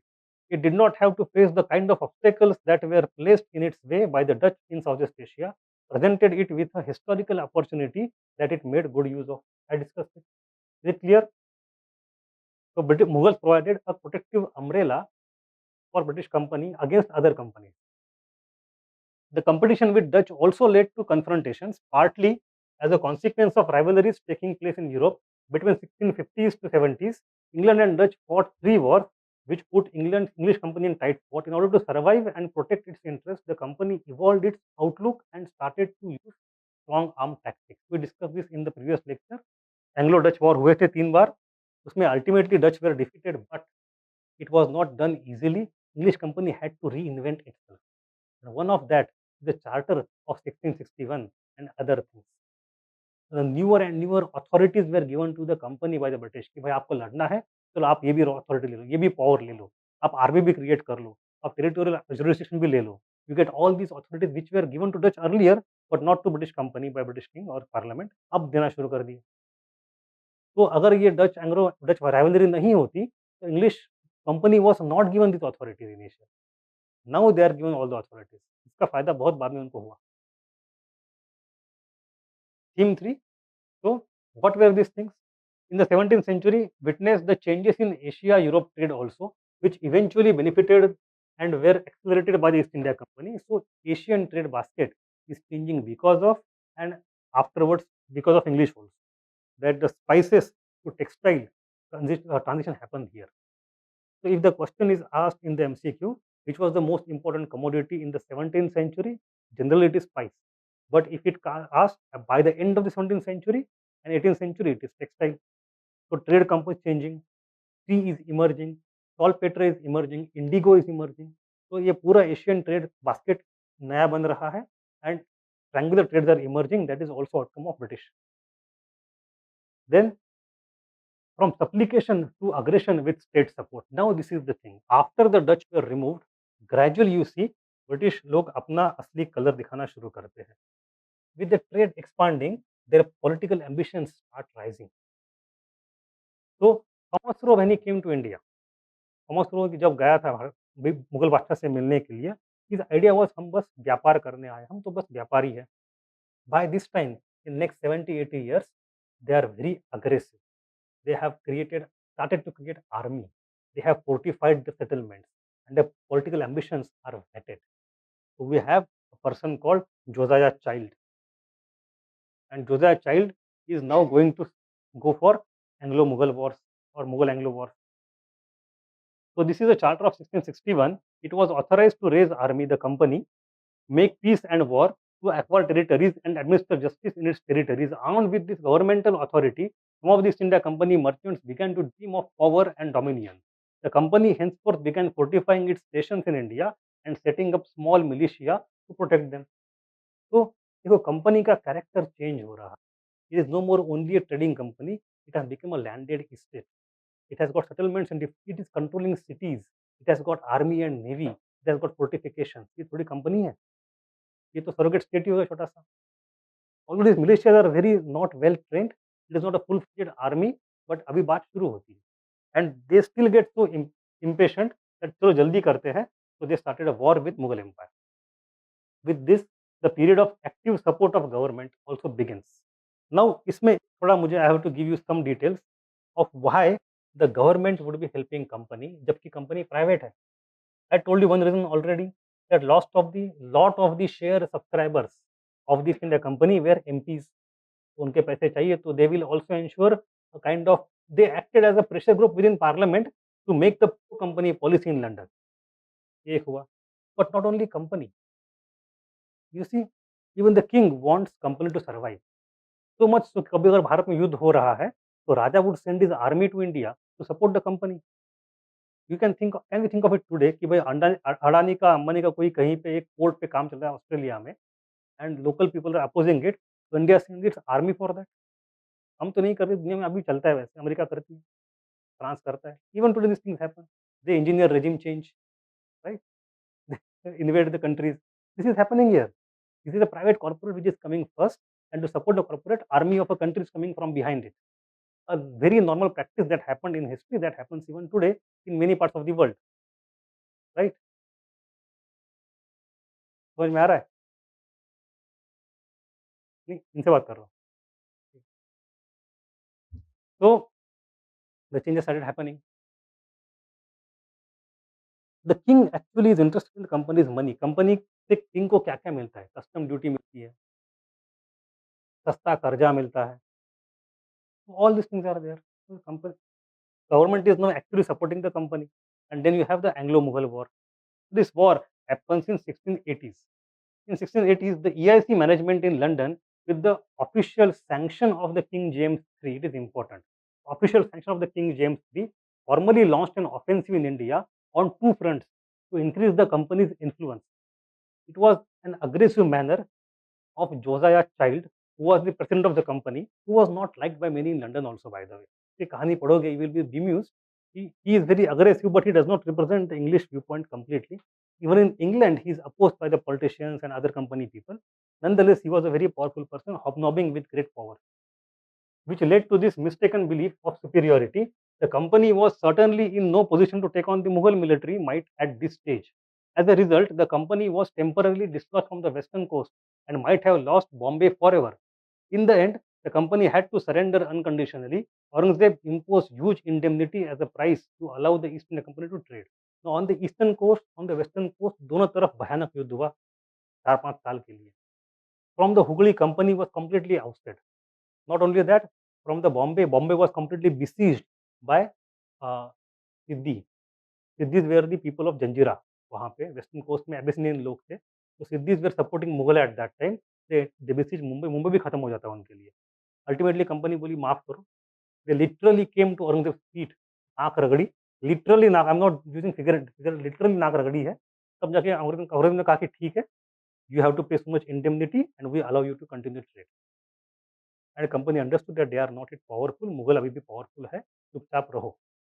Till the again you see the long term vision. हम रहेंगे व्यापार करके, एक दिन हमारा मौका आएगा. You know सन जू, पता है? डू यू नो सन जू? The Chinese thinker, strategic thinker, art of war. उसका एक सेंटेंस है बड़ा फेमस. वो कहता है कि in your opposition with any other competitor, the only thing you have to do to long last.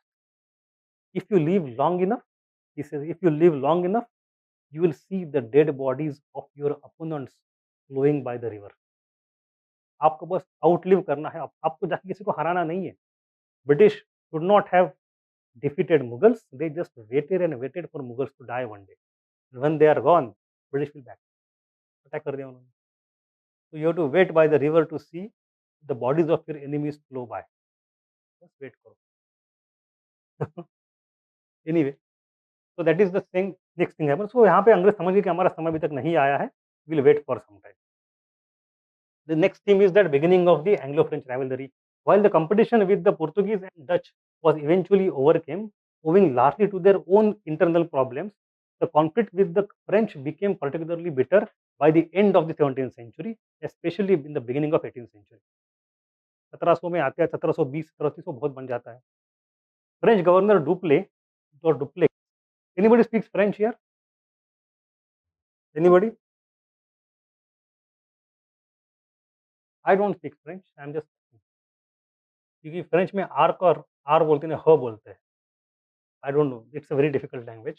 So French governor Dupleix began meddling in Deccan regional conflicts, primarily with the intention of driving the British out of India. So here the story will start of our next part. There's a person called Dupleix, a very important person. He was the governor of the French company. He sent to South India, and he, for the first time, sees the possibility that we can create an empire in India. Mughals are collapsing, a lot of anarchy is created. If we devise certain methods, we can capture India. British did not see that. Dupleix sees that. And British just are trying to compete, rather outcompete Dupleix, in that they copy tactics from Dupleix and then outmaneuver him, and then extend that further to conquer rest of India. So we'll see the story of Dupleix in detail after some time. French governor Dupleix began meddling in Deccan regional conflicts, primarily with the intention of driving the British out of India.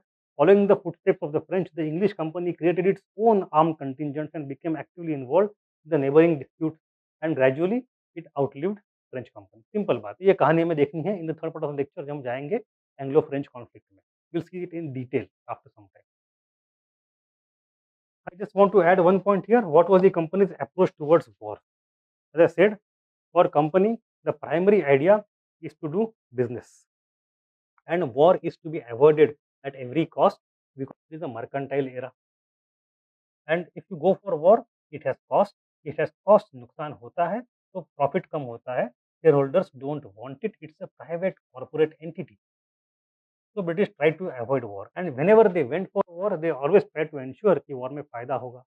So for them, war was a business by another means. अगर आप war जीतते हो तो victory would bring a windfall for them. What do you do after winning? जैसे टीपू सुल्तान की कहानी ले लो. When Tipu Sultan was killed, his capital Srirangapatnam घंटों तक लूटी है, हर घर में जाके पैसे चोरी किए बाय एवरी ब्रिटिश सोल्जर, घर घर में जाके. तो war would bring windfall. Plassey के बाद क्या होता है? You go to Murshidabad, you go to palace, palace को पूरा लूटते हो, and then you ask for indemnity, then you ask for gifts and nazrana, you get millions of pounds. तो वॉर के बाद तो पैसे में पैसे ही पैसे हैं. एंड सेकेंडली, वॉर को आपको लड़ना भी है तो पैसे कौन देगा? Indian merchants. उनसे पैसे लेके करो. तो for them war was also another business, ये समझो. And second important thing is that British were not afflicted by sentimentalities. अगर उनको लगे कि हम हारने वाले हैं, तुरंत जाके पैर पकड़ो भाई, सारी माफ करो, तुरंत. Don't spend time. राजपूतों की तरह नहीं कि पीठ पे वार नहीं खाएँगे, 1000 बार खाएँगे पीठ पे, क्या फ़र्क पड़ता है? लौट के दोबारा आना है हमको। 1000 नहीं, लाख बार खाएँगे पीठ पे वार, लेकिन हम आएँगे दोबारा, फिर देखो हमारा. तो British were not afflicted by धर्म युद्ध की बात करेंगे नहीं वो, बस बचेंगे तो और भी लड़ेंगे, सिंपल बात. Second thing is that they always try to do war by proxy, कि हम खुद ना लड़े, हमारी तरफ से कोई लड़ ले भाई. तो चलो इंडियन राजा कोई हो, उसको पैसे दो, उसको आर्मी दो, उसको थोड़ा कहो कि भाई तू बढ़िया राजा है, तेरा ही सारा हक है, तेरा ईमान है, जाके लड़ ले, ताकि वो उसको हराए तो कम से कम ये तो मरे या वो तो मरे, फ़ायदा ही हमारा उसमें, कोई भी मरे. तो point is that British were primarily business, understand that. When you study how they conquered India from next to next lecture, we'll start with Plassey, then Buxar, gradually you come to South India, then Deccan to North India. You will see that their control was not over land. The control was not also over army. British would get the land by fighting war. But how would they fight war? They would have army. Army कैसे होगी अच्छी वाली? They would पे double the salary of everybody else. Maratha जितना पे करते हो उससे डबल सैलरी हम देंगे, हमारे पास आ जाओ. Indians would go there, no problem, पैसा कमाना. अब कैसे आएँगे? इतनी सैलरी देंगे कैसे? How it is affordable? बाद में लूटने वाले हैं क्योंकि. लेकिन अभी पैसे कैसे देंगे? पैसे तभी देने पड़ेंगे आपको, तो आपको कर्जा लेना है. कर्जा कहाँ से? इंडियन बैंकर, जगत सेठ पैसे दे दें मुझे. Indian financier would give money to company to run create Indian army to conquer India. और अगर जगत सेठ भी नहीं हो, पता है आपको, पता है 1780s में it will come to you as a surprise. It was a surprise to me as well. In 1780s and 90s, after Plassey Buxar हो गए हैं, उसके बाद की बात है, British had created a bond, company bond, freely floated entire Bengal. पता है आपको कि आप बॉन्ड खरीदो, 5 साल में पैसा दुगुना हो जाएगा आपका, 5 साल में double. Every Bengali middleman, every Bengali industrialist, जो कोई व्यापारी हो, ज़मींदार हो, कोई प्लांटर हो, जहाँ-जहाँ प हर बंगाली ने, भद्रलोक ने उस बॉन्ड में पैसे इन्वेस्ट किए थे, और बॉन्ड से जो पैसे ब्रिटिश को मिले, उससे उसने बढ़िया आर्मी बनाई, जिससे टीपू खत्म किया, जिससे मराठा खत्म किया. It has happened with Bengali money, not British money.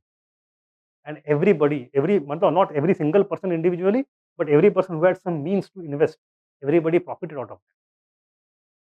So what I am trying to say is land बाद में आता है, उसके पहले आर्मी, आर्मी के पहले पैसा. तो British were able to mobilize finances.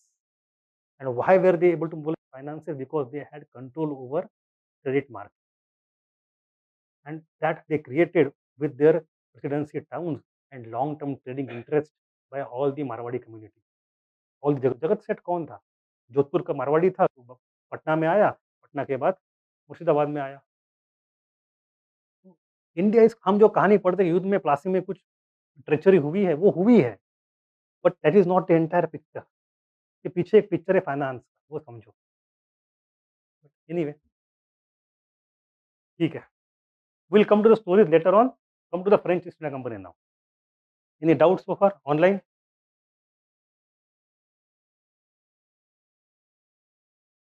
Aanchal, Rani, Yashika, any doubt? Sai? Okay. Yes.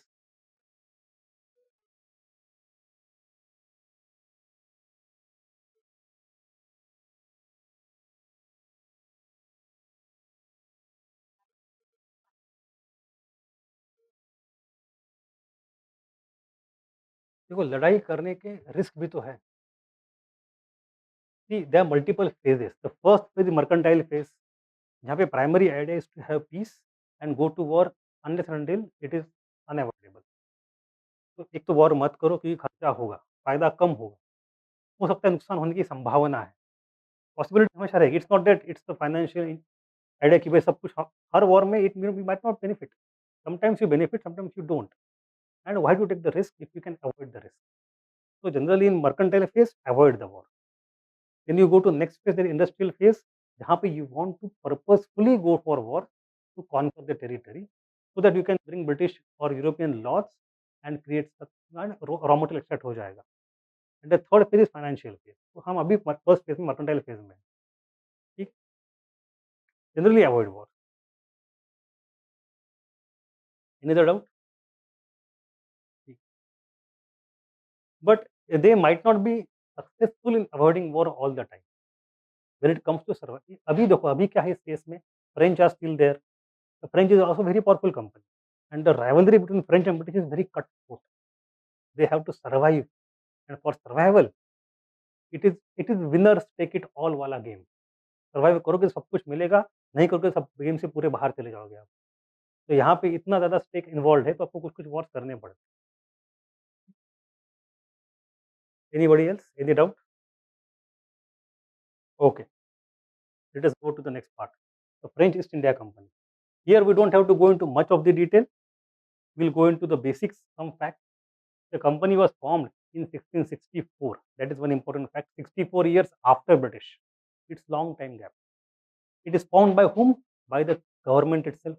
It is a royal patronage, and at that time there is a Louis XIV prime minister, or he was also actually the finance minister. His name is Colbert. Colbert. So Colbert is actually a financial wizard at that time. It is at his insistence the company was created. The French were very late in entering this game of formation of companies compared to British. The reason being they were primarily interested in the continent. They had no idea of colonies far away क्योंकि उनका main business था Germany, Italy, England, यहीं पे Spain, वहीं पे उलझे हुए थे वो। एंड ये इंटरेस्ट किसका है? राजा का है। Why did not private people think of forming company? राजा तो लगे रहने दो, लोग अपना अपना करे, कंपनी बना ले। बट वहाँ पे private capital was not much available, the mercantile community was not much created, unlike Britain. So initiative, if it had to be taken by British only, by the king only. So delay हो गया.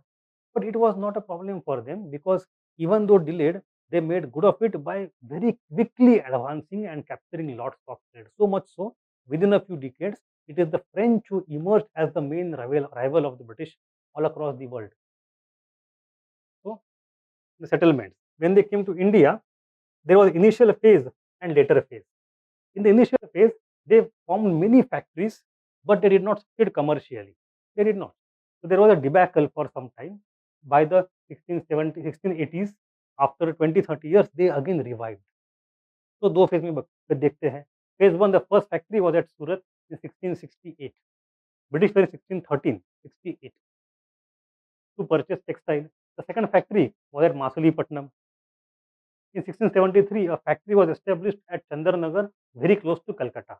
So for British, you have Calcutta. If you look here, for British, you have in South India, Madras. For French, it will be Pondicherry. Similarly, if you go to West Bengal or Bengal at that time, British would have Calcutta. The French would have Chandranagar.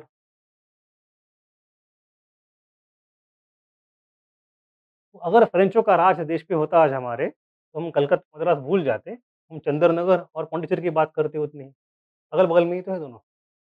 But anyway, so in 1673, the factory was established at Chandranagar, very close to Calcutta.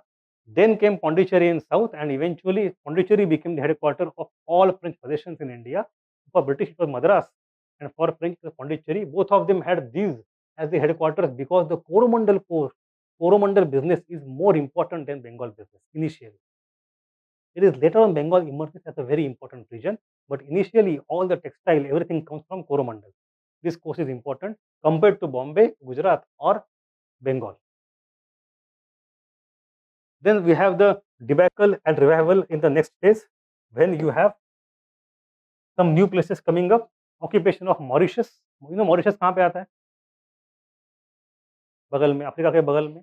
So Mauritius emerged as a very important naval base for British to control Indian Ocean. Even today it is there. We have French naval base, Mauritius, Union Island, etc. And they unfortunately did not have much of the control over Indian Ocean from India. You know,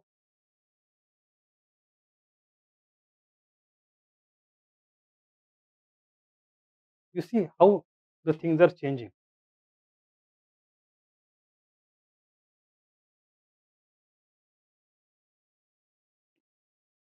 So British have created three presidencies, one over here, one over here, and one over here.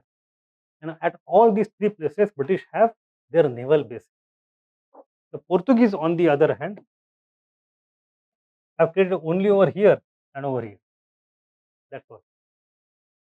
So if Madras and Pondicherry are fighting, British help can come from here very quickly, but French help will have to come from here.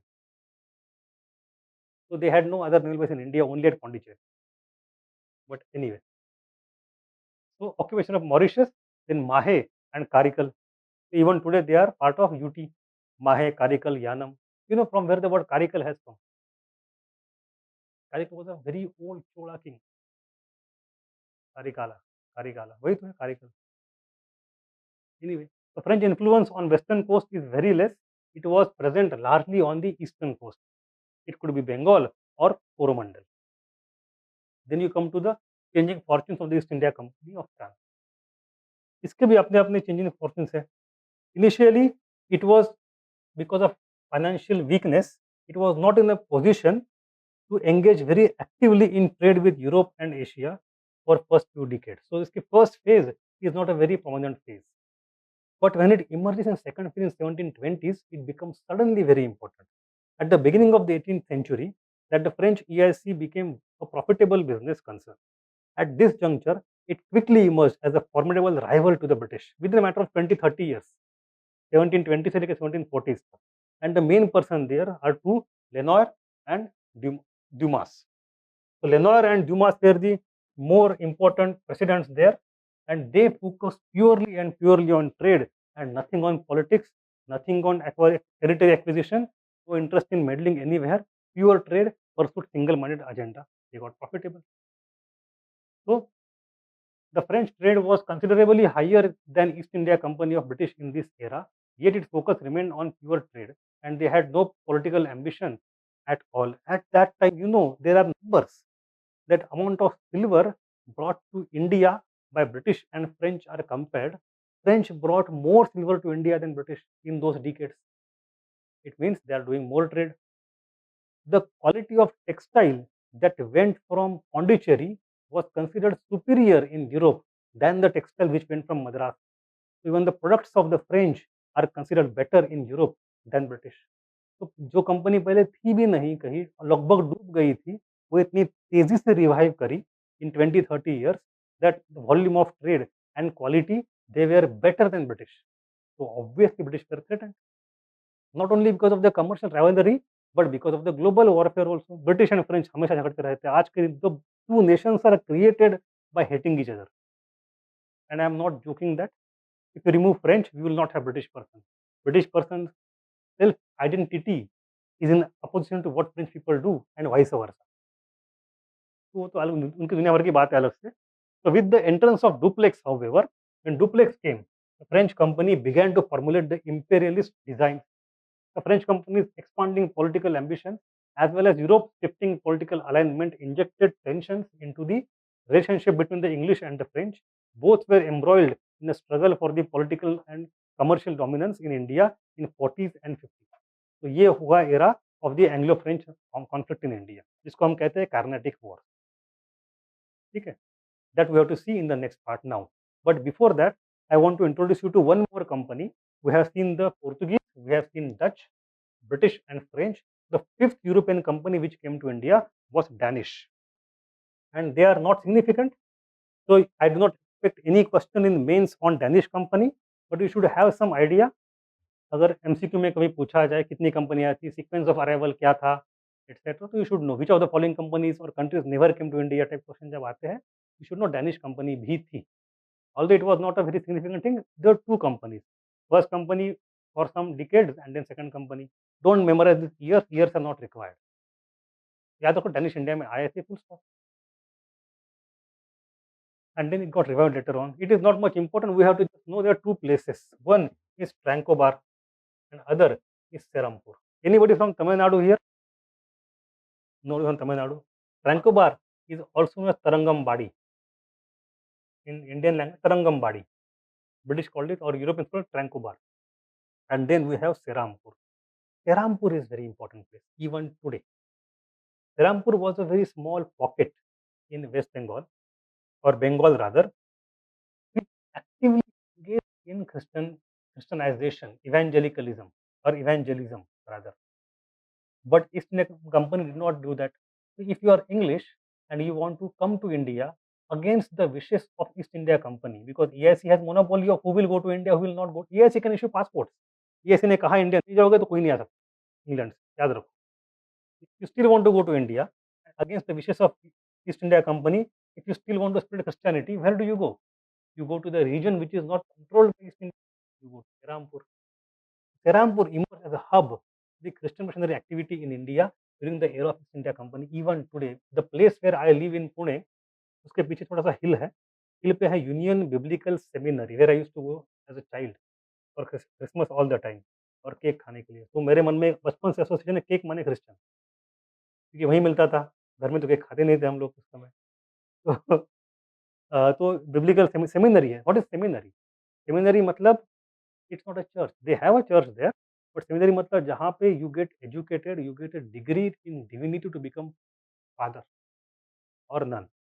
तो आपको अगर किसी church में जाके father बनना है, जैसे आपको पंडित बनना है, मंदिर में पुजारी बनना है, तो आपको कुछ पाठशाला जाना पड़ता है, वेद पाठशाला जाना पड़ता है, मंत्र सीखने पड़ते हैं. Then you get certified, then you run the temple. Likewise, you have a seminary, which is a college of fathers, and all such major seminaries in India are connected to a university based in Serampur even today. If you go to Northeast, if you go to South India, anywhere you go to, you want to become a father, you will get a degree from university based in Serampur. Serampur has been very important in the history. इसका evangelism मतलब Christianity का प्रसार करना. इवेंजेलिक वो आदमी होता है जो लोगों को कन्वर्ट करता है टू क्रिश्चियनिटी. इवेंजलिज्म मतलब जो चाहते हैं कि मैं प्रसार करूँ क्रिश्चियनिटी का. ठीक है.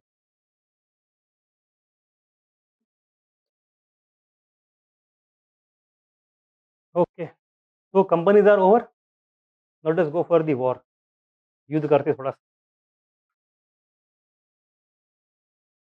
Oh, I have some tables over here. Just a summary table. The country from which the companies came, the company which was formed at what date, because Portuguese is not a company, तो उन्होंने earliest कह दिया वहाँ पे, वो government ही है वो. And then first factory in India in which year. So just table of summary. You know everything. बताइए यहाँ पे देख. First factory of Danish in India कहाँ पे? Danish company first factory in India. बताइए, देख के बताइए. तरंगम जो अभी मैं देखा था. ठीक है. नाउ चलो इसको बंद कर देते हैं. मैडम आप बताइए sequence in which the European companies, पहले थे 5 नंबर बताइए. Sequence in which they came to India, बिना देखे वहाँ पे नीचे मत देखो. यस. देखो, first is Portuguese, second is, third is, fourth is Danish, last is French. Have you watched this KBC? पहला करोड़पति बना 10-15-20 साल पहले जब केबीसी शुरू हुआ था, कौन बने करोड़पति, तो पहला जो था जिसको 1 करोड़ मिले थे, उसका ये क्वेश्चन पूछा था कि भाई इंडिया में कौन आखिरी आया या कौन आखिरी चला गया, टाइप क्वेश्चन था। तो anyway, and this is the map of India if you want to know all this places.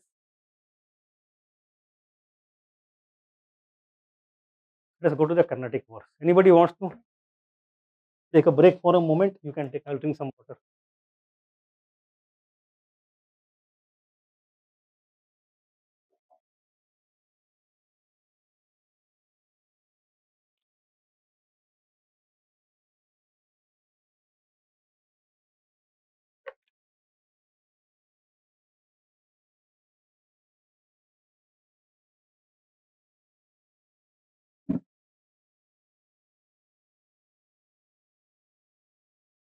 चलें, शुरू करें? The Carnatic wars, there are actually 3 wars of Carnatic. First war, second war, third war. They were fought in a very short time span of around 20 years with some gaps in between. And the first 2 wars were largely inconclusive. In the third war, British won as a clear claimant and victorious party. Simple. पहले दो inconclusive थे. Of the 3 wars, the first and third began in Europe and came to India after. So they were reflections of the global warfare going on between the two mother countries in Europe and in every other continent. But second war was totally and purely a local war between the two companies, not the first and third. ठीक है, ये हो गई basic बात। अब बात ये आती है, why are they called as Carnatic wars? Where where they fought? Karnataka. No, you know what is Carnatic music? What is a Carnatic music? You know there is a music called Carnatic music. Ma'am आप तो गाती हो, why is it called Carnatic music?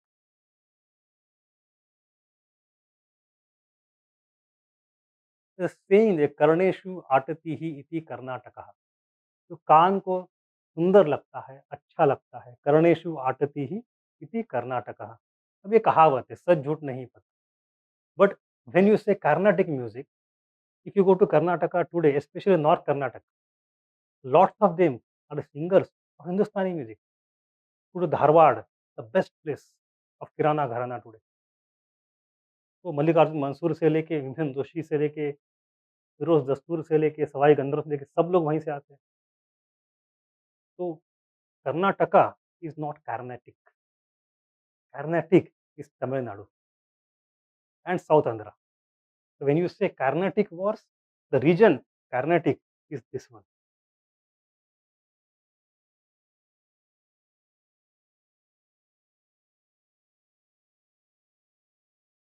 ठीक है, ये समझ लो पहले। When you say Carnatic wars, they happen on the Coromandel coast and its inside part, and not in today's Karnataka.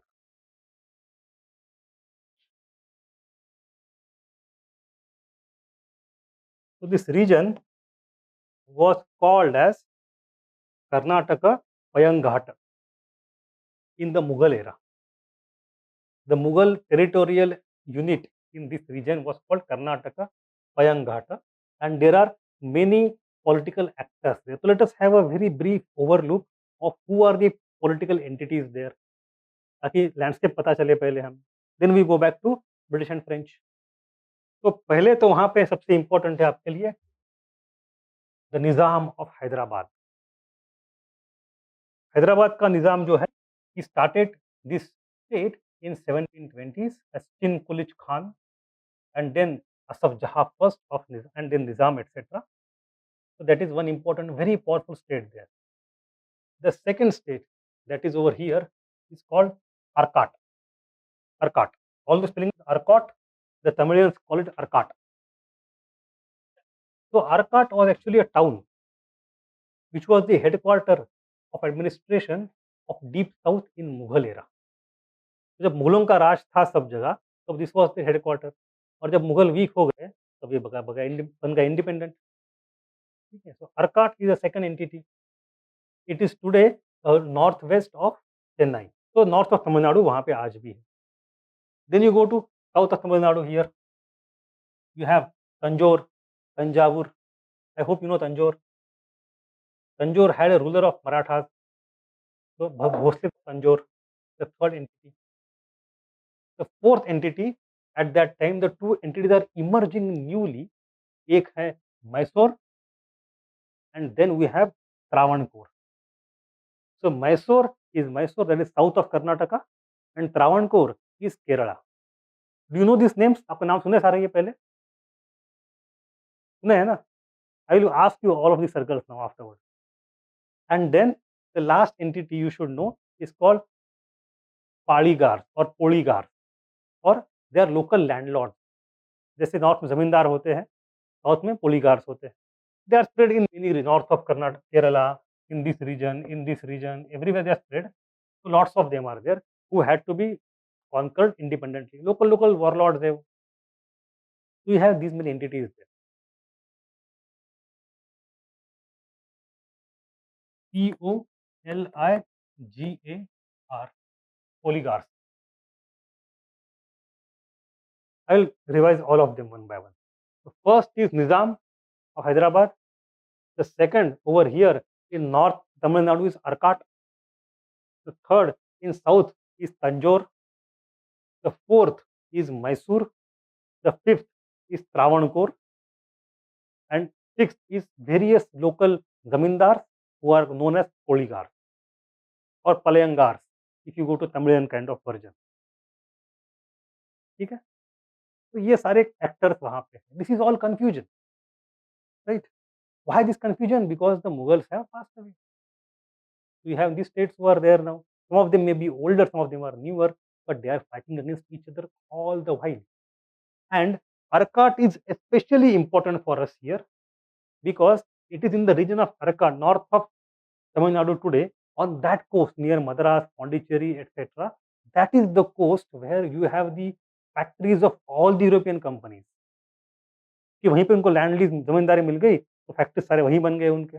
रैंकोबार भी वहीं पे है, इवन नागापट्टनम वहीं पे है, सब कुछ वहीं पे है। The point is that because all the European companies' factories are present on the coast, which is under the control of Arcot. So, in our story of Karnataka, Arcot is very important. Although in history of India, otherwise they are very minor power. ठीक है, clear? देखो, on the coast of Arcot over here, we have the factories of all the European companies. French भी वहीं पे है, Dutch भी वहीं पे है, English भी वहीं पे, सब कुछ वहीं पे है। और जब उनकी हम कहानी उनकी पढ़ रहे हैं, तो Arcot becomes important for us. और उनकी कहानी नहीं पढ़ते, तो कभी कभी आपने कोई पहले सुना ना है Arcot का नाम, पहले सुना है आपने कभी? नहीं सुना, क्योंकि अपने आप में उनका ज़्यादा अहमियत है ही नहीं उनकी। But in the story of the Anglo-French Rivalry, Arcot is a very central player.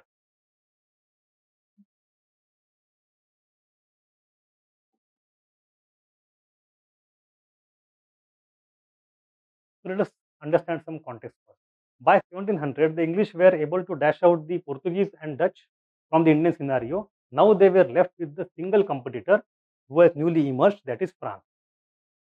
An ongoing international conflict between the Britain and France intensified the struggle between English and French companies in 1740s and 1750s. So this conflict was not only locally to India, it was happening globally between the two nations as such, and not only two companies, between two nations.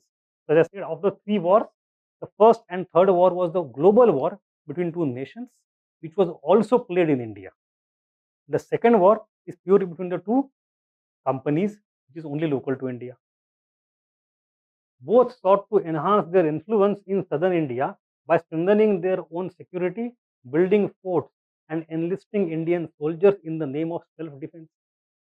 So धीरे धीरे they are getting territory, they are fortifying it, and they are creating army also. बोल रहे कि भाई हमारी सुविधा के लिए कर रहे हैं. Lots of people fighting against each other every time. So we want to secure our own trade. For that we need to fortify our towns and factories, and also need to have our own army. Simple है, ये तो pretext हो गया उनका।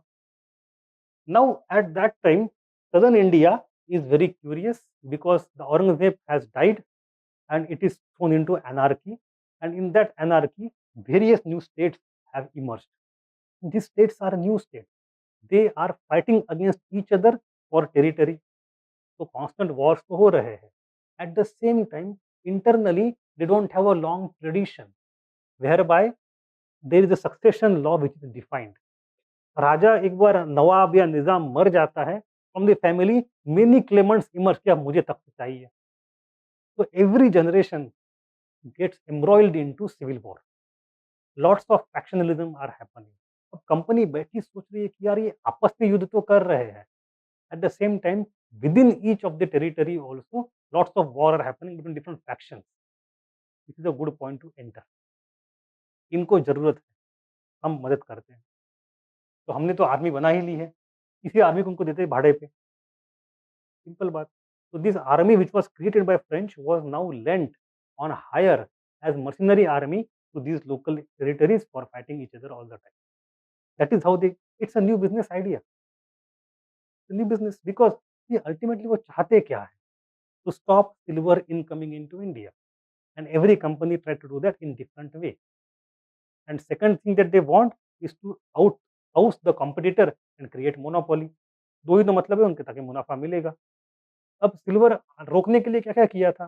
पहले तो कारताज लाए Portuguese, it did not stick beyond a point, it was a piracy only.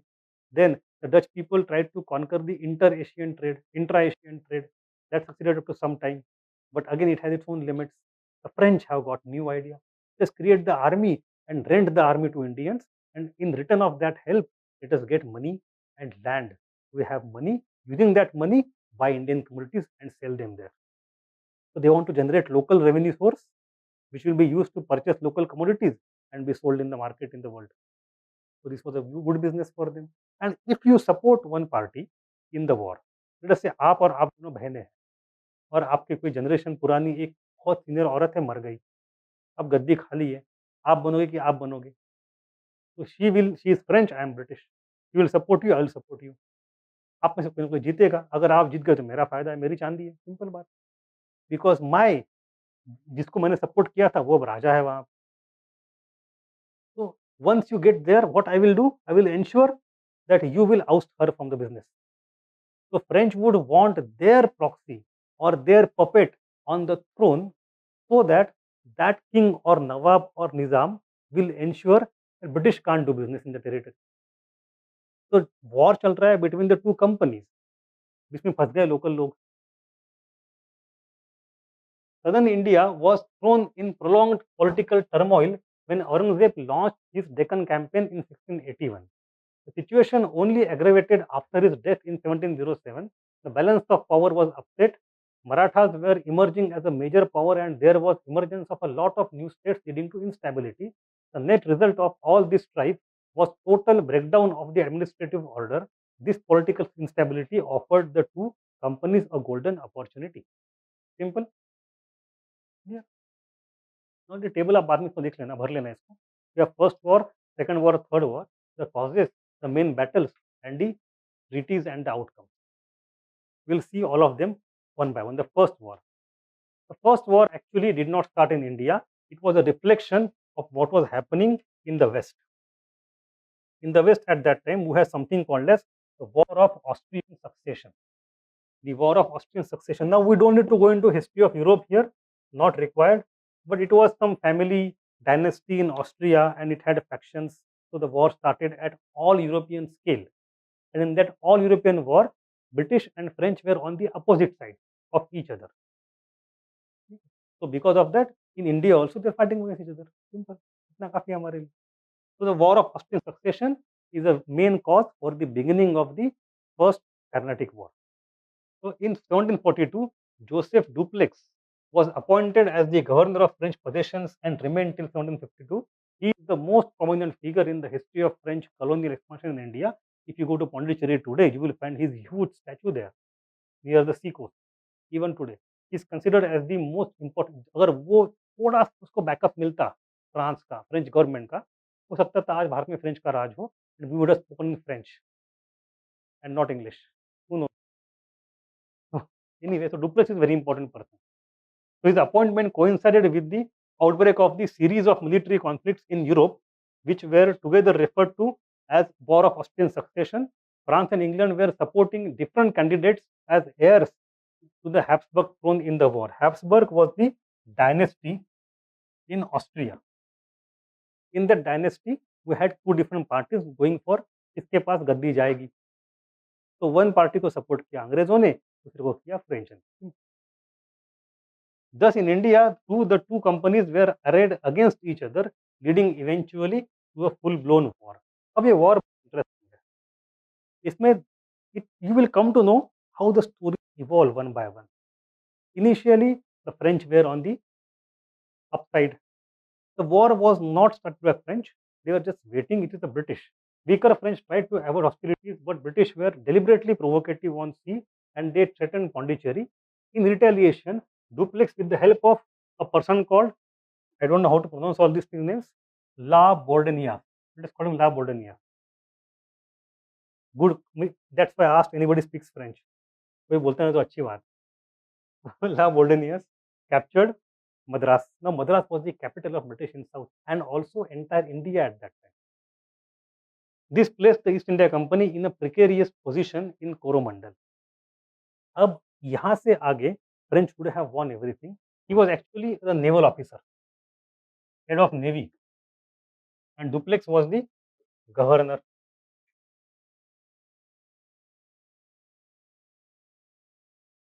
And they had already captured the British headquarters. The problem was that they did not see eye to eye with each other. आपस में झगड़ा कर बैठे. ला बोर्डनियस का simple मतलब ये था कि चलो आपस में सुलह कर लेते हैं, अंग्रेजों को मद्रास वापस दे देते हैं, उनसे पैसे लेते हैं. मद्रास में क्या रखा है, हमें तो पैसे चाहिए. बट डुप्लेस ने बोला नहीं, ऐसे नहीं करते हैं. So the gains of this initial victory were quickly lost due to the quarrel between the two and French could not consolidate their position. La Bourdonnais ने क्या किया, अकेले से जाके अंग्रेजों को मद्रास वापस कर दिया, पैसे लेके भाग गए. तो उसको क्या कर सकते हैं. बट ये जो नेगोशिएशन चल रहे थे बहुत 2-4 महीने चले. It was not easy. तो meanwhile British went to the nawab of Arcot. British told Arcot, nawab sahib, ये तो आपका टेरिटरी है, आप यहाँ के राजा हो, this is your territory, you're under your अमल, अंडर योर छत्र, how can the two companies fight each other with their own army and navy. It is contravention of your sovereignty. ये मत करो. Stop them, they are attacking us. You have to provide us law and order and security. तो राजा बोला ठीक है, आप तो सही बात कर रहे हो. तो अनवरुद्दीन ने बहुत बड़ी आर्मी लेके निकल पड़ा to attack French, and he was defeated by the French. And that was the single most important event in this entire war was the defeat of Anwaruddin. Anwaruddin was the Nawab of Arcot. Okay. And his huge army of 10,000 Indian soldiers was defeated by a handful of French. 200-400 French लोग थे, खदेड़ दिया. And that showed for the first time the British arms, European arms are better than Indian arms. A small army of even Indian soldiers, but a small army which is trained in European drill and discipline can defeat Indian army which is 10 to 20 times larger than it. It was a huge revelation for the entire world. कि भाई ये क्या हो गया. मुगलों के बाद जो बड़े-बड़े इनके आर्मी है 50,000, 1-1 लाख, 2-2 लाख के, वो तो हम ऐसे हरा देंगे. इसका फर्स्ट एविडेंस ये है. तो this battle is very important. ठीक है. दिस बैटल इसको बैटल ऑफ है, नाम लिखा है क्या मैंने? नाम नहीं है. You can write it down. Battle of Saint थोम.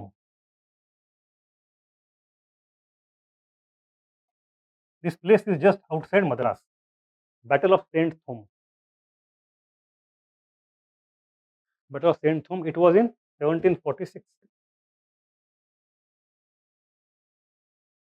The first battle in which a European army defeated Indian army, and it proved conclusively that Indian arms can be very easily defeated by even a small British. They have better training, they have better technology, better warfare tactics, everything.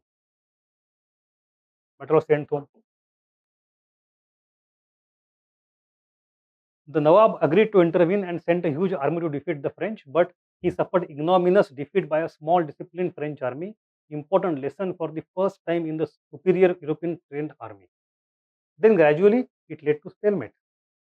That French put a long siege on Cuddalore, British territory. British defended it, and on the other hand, British Navy besieged Pondicherry. आपने मद्रास ले लिया, हम आपका पौंडी ले लेते हैं, but French defended it. तो वहाँ पे हो गया स्टेलमेट। तो जैसे स्टेलमेट हो गया था, वॉर रुक गया था, बट खत्म नहीं हुआ था। In Europe war got over, यहाँ वॉर खत्म। तो यूरोप में उन लोगों ने आपस में सुलह मशवरा कर लिया। So, meanwhile, the war ended in Europe in 1748, and with that, there was a brief interval of Anglo-French conflict in India. Following the protracted negotiations, as per Aix-La Chapelle, right? Aix-La Chapelle. It's a town in Germany somewhere, but the word is very French. Aix-La Chapelle. English possessions in Madras were restored. Madras उनको वापस दे दिया गया. War ended, but not the rivalry between the two companies. The peace was only the wait for the next round of war. Dupleix was reluctant to sign the peace treaty with the English, but he was compelled to do so under the instructions of the government of France. This is an important point to understand. The difference between English and British, English and French. English may, if the company wants to do something, the government would not impose on it. Government would go by the company, and company would keep profit and interest as the primary idea in front of it. France में exactly उल्टा है. France में French company has to listen to French government, and for French government the main motive is not profit but politics. So for their political gain in Europe, they sacrificed commercial gains in India of the company. Long term में नुकसान company का होता है French के, ठीक है. Lessons from the first war. Superiority of French in the first war. Capture of Madras was the salutary achievement which enhanced the power and prestige of French and especially Joseph Dupleix territorial and naval power in India. Dupleix got opening into the domestic quarrel of Indian princes for the first time. यहाँ से जाके धीरे धीरे अब entry करेंगे in the domestic politics of India. Treaty में बहुत कुछ चीजें हुई थी ग्लोबल लेवल पे जो हमारे काम की है नहीं. उसका इंडिया के पास वही चीजें हैं, एक तो वॉर रोक दो, दूसरा मद्रास वापस कर दो.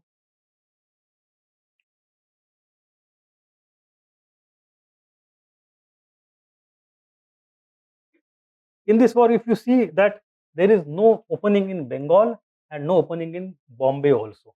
Bengal presidency and Bombay presidency remained outside the war completely. In the third battle, Bengal will also participate.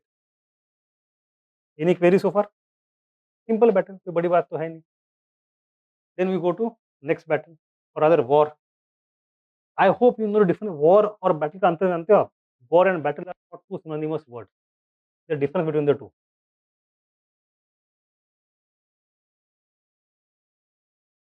Yes. So a war can have multiple battles in it, right? Battle तो एक आपका होता है इंटरफेस, एक encounter is battle, multiple battles make entire war. Second Carnatic war, this time there was no European pretext for the outbreak of the hostilities. Indian rivalries provided context. Its basis lay in the political instability in Carnatic, succession crisis in Karnataka and in Hyderabad. Now here the things will become little complicated. You have to be थोड़ा सा attentive, क्योंकि यहाँ पे क्या हो रहा है, the story will happen at two levels. And in your NCERTs you always get confused कि बात कितनी complicated है. Complicated बिल्कुल नहीं है. The problem is that in almost every book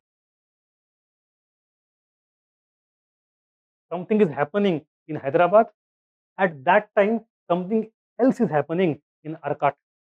So they go chronologically by taking the two stories simultaneously forward. हम वो नहीं करेंगे.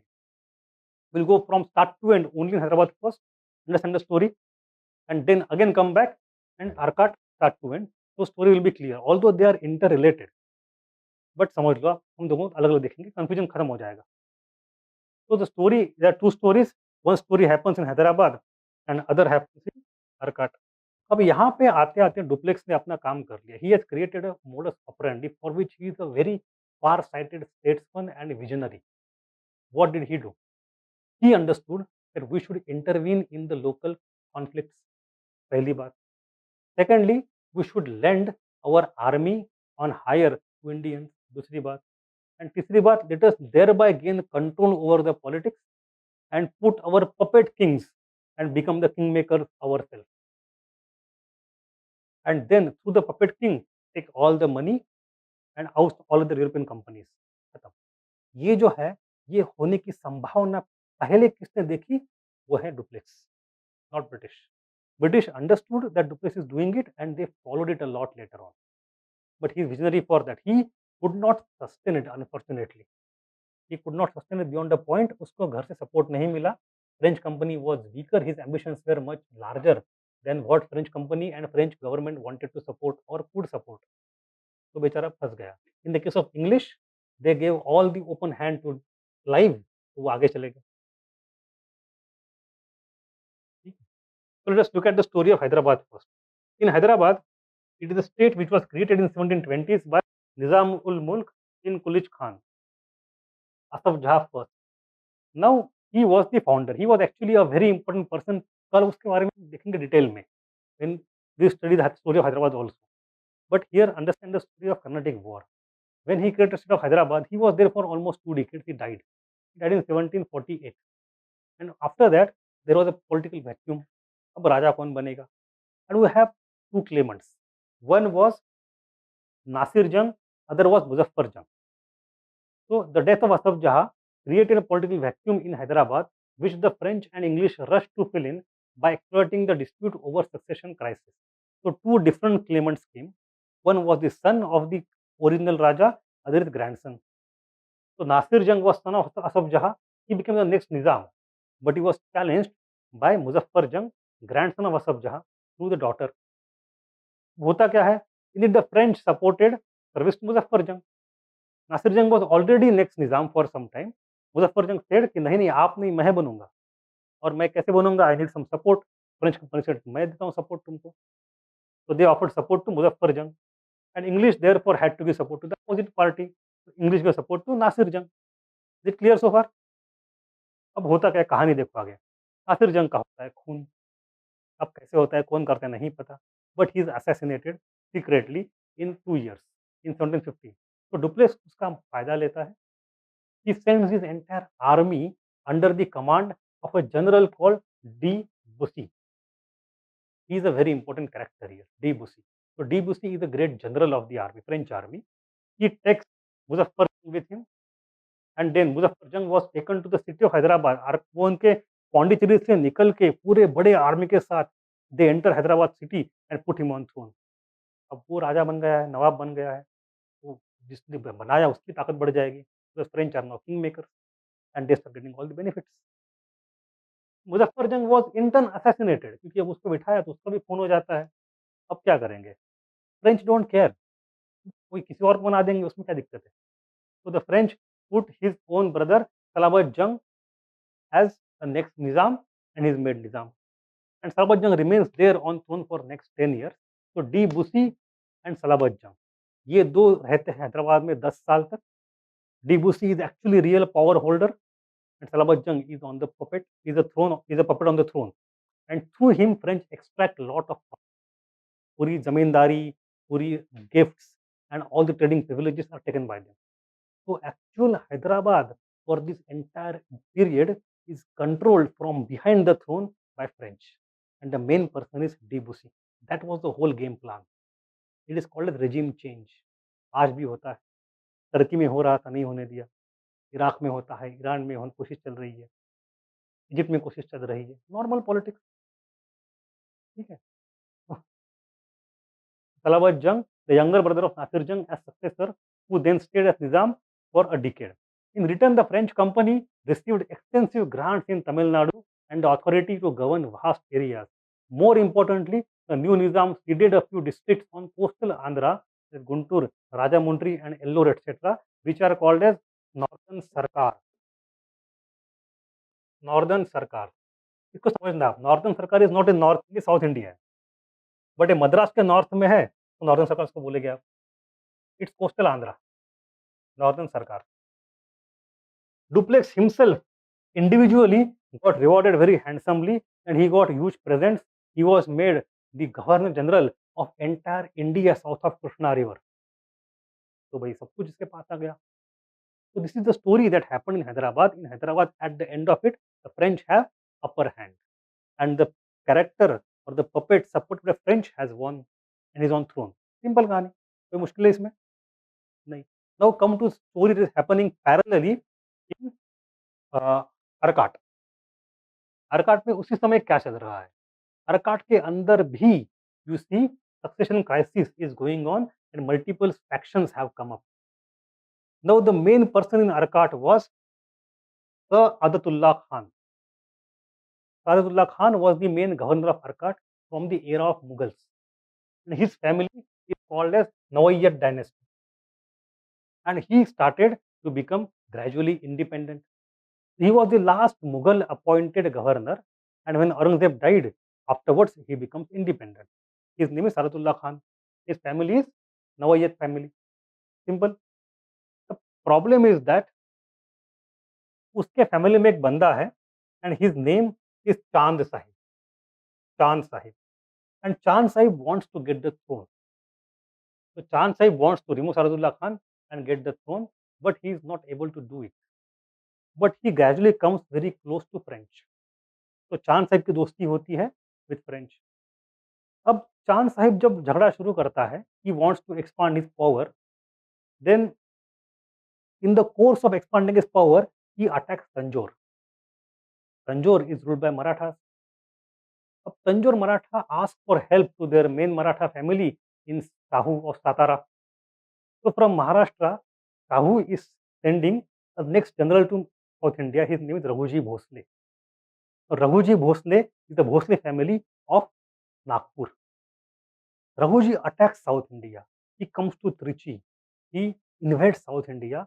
He even captures Chand Sahib and takes him back and puts him in jail for many years. अब रघुजी की कहानी हम पढ़ते नहीं, अलग बात है, but he becomes all India star at that time, that he can go anywhere from Nagpur, his main location, he can go anywhere in India and capture any person.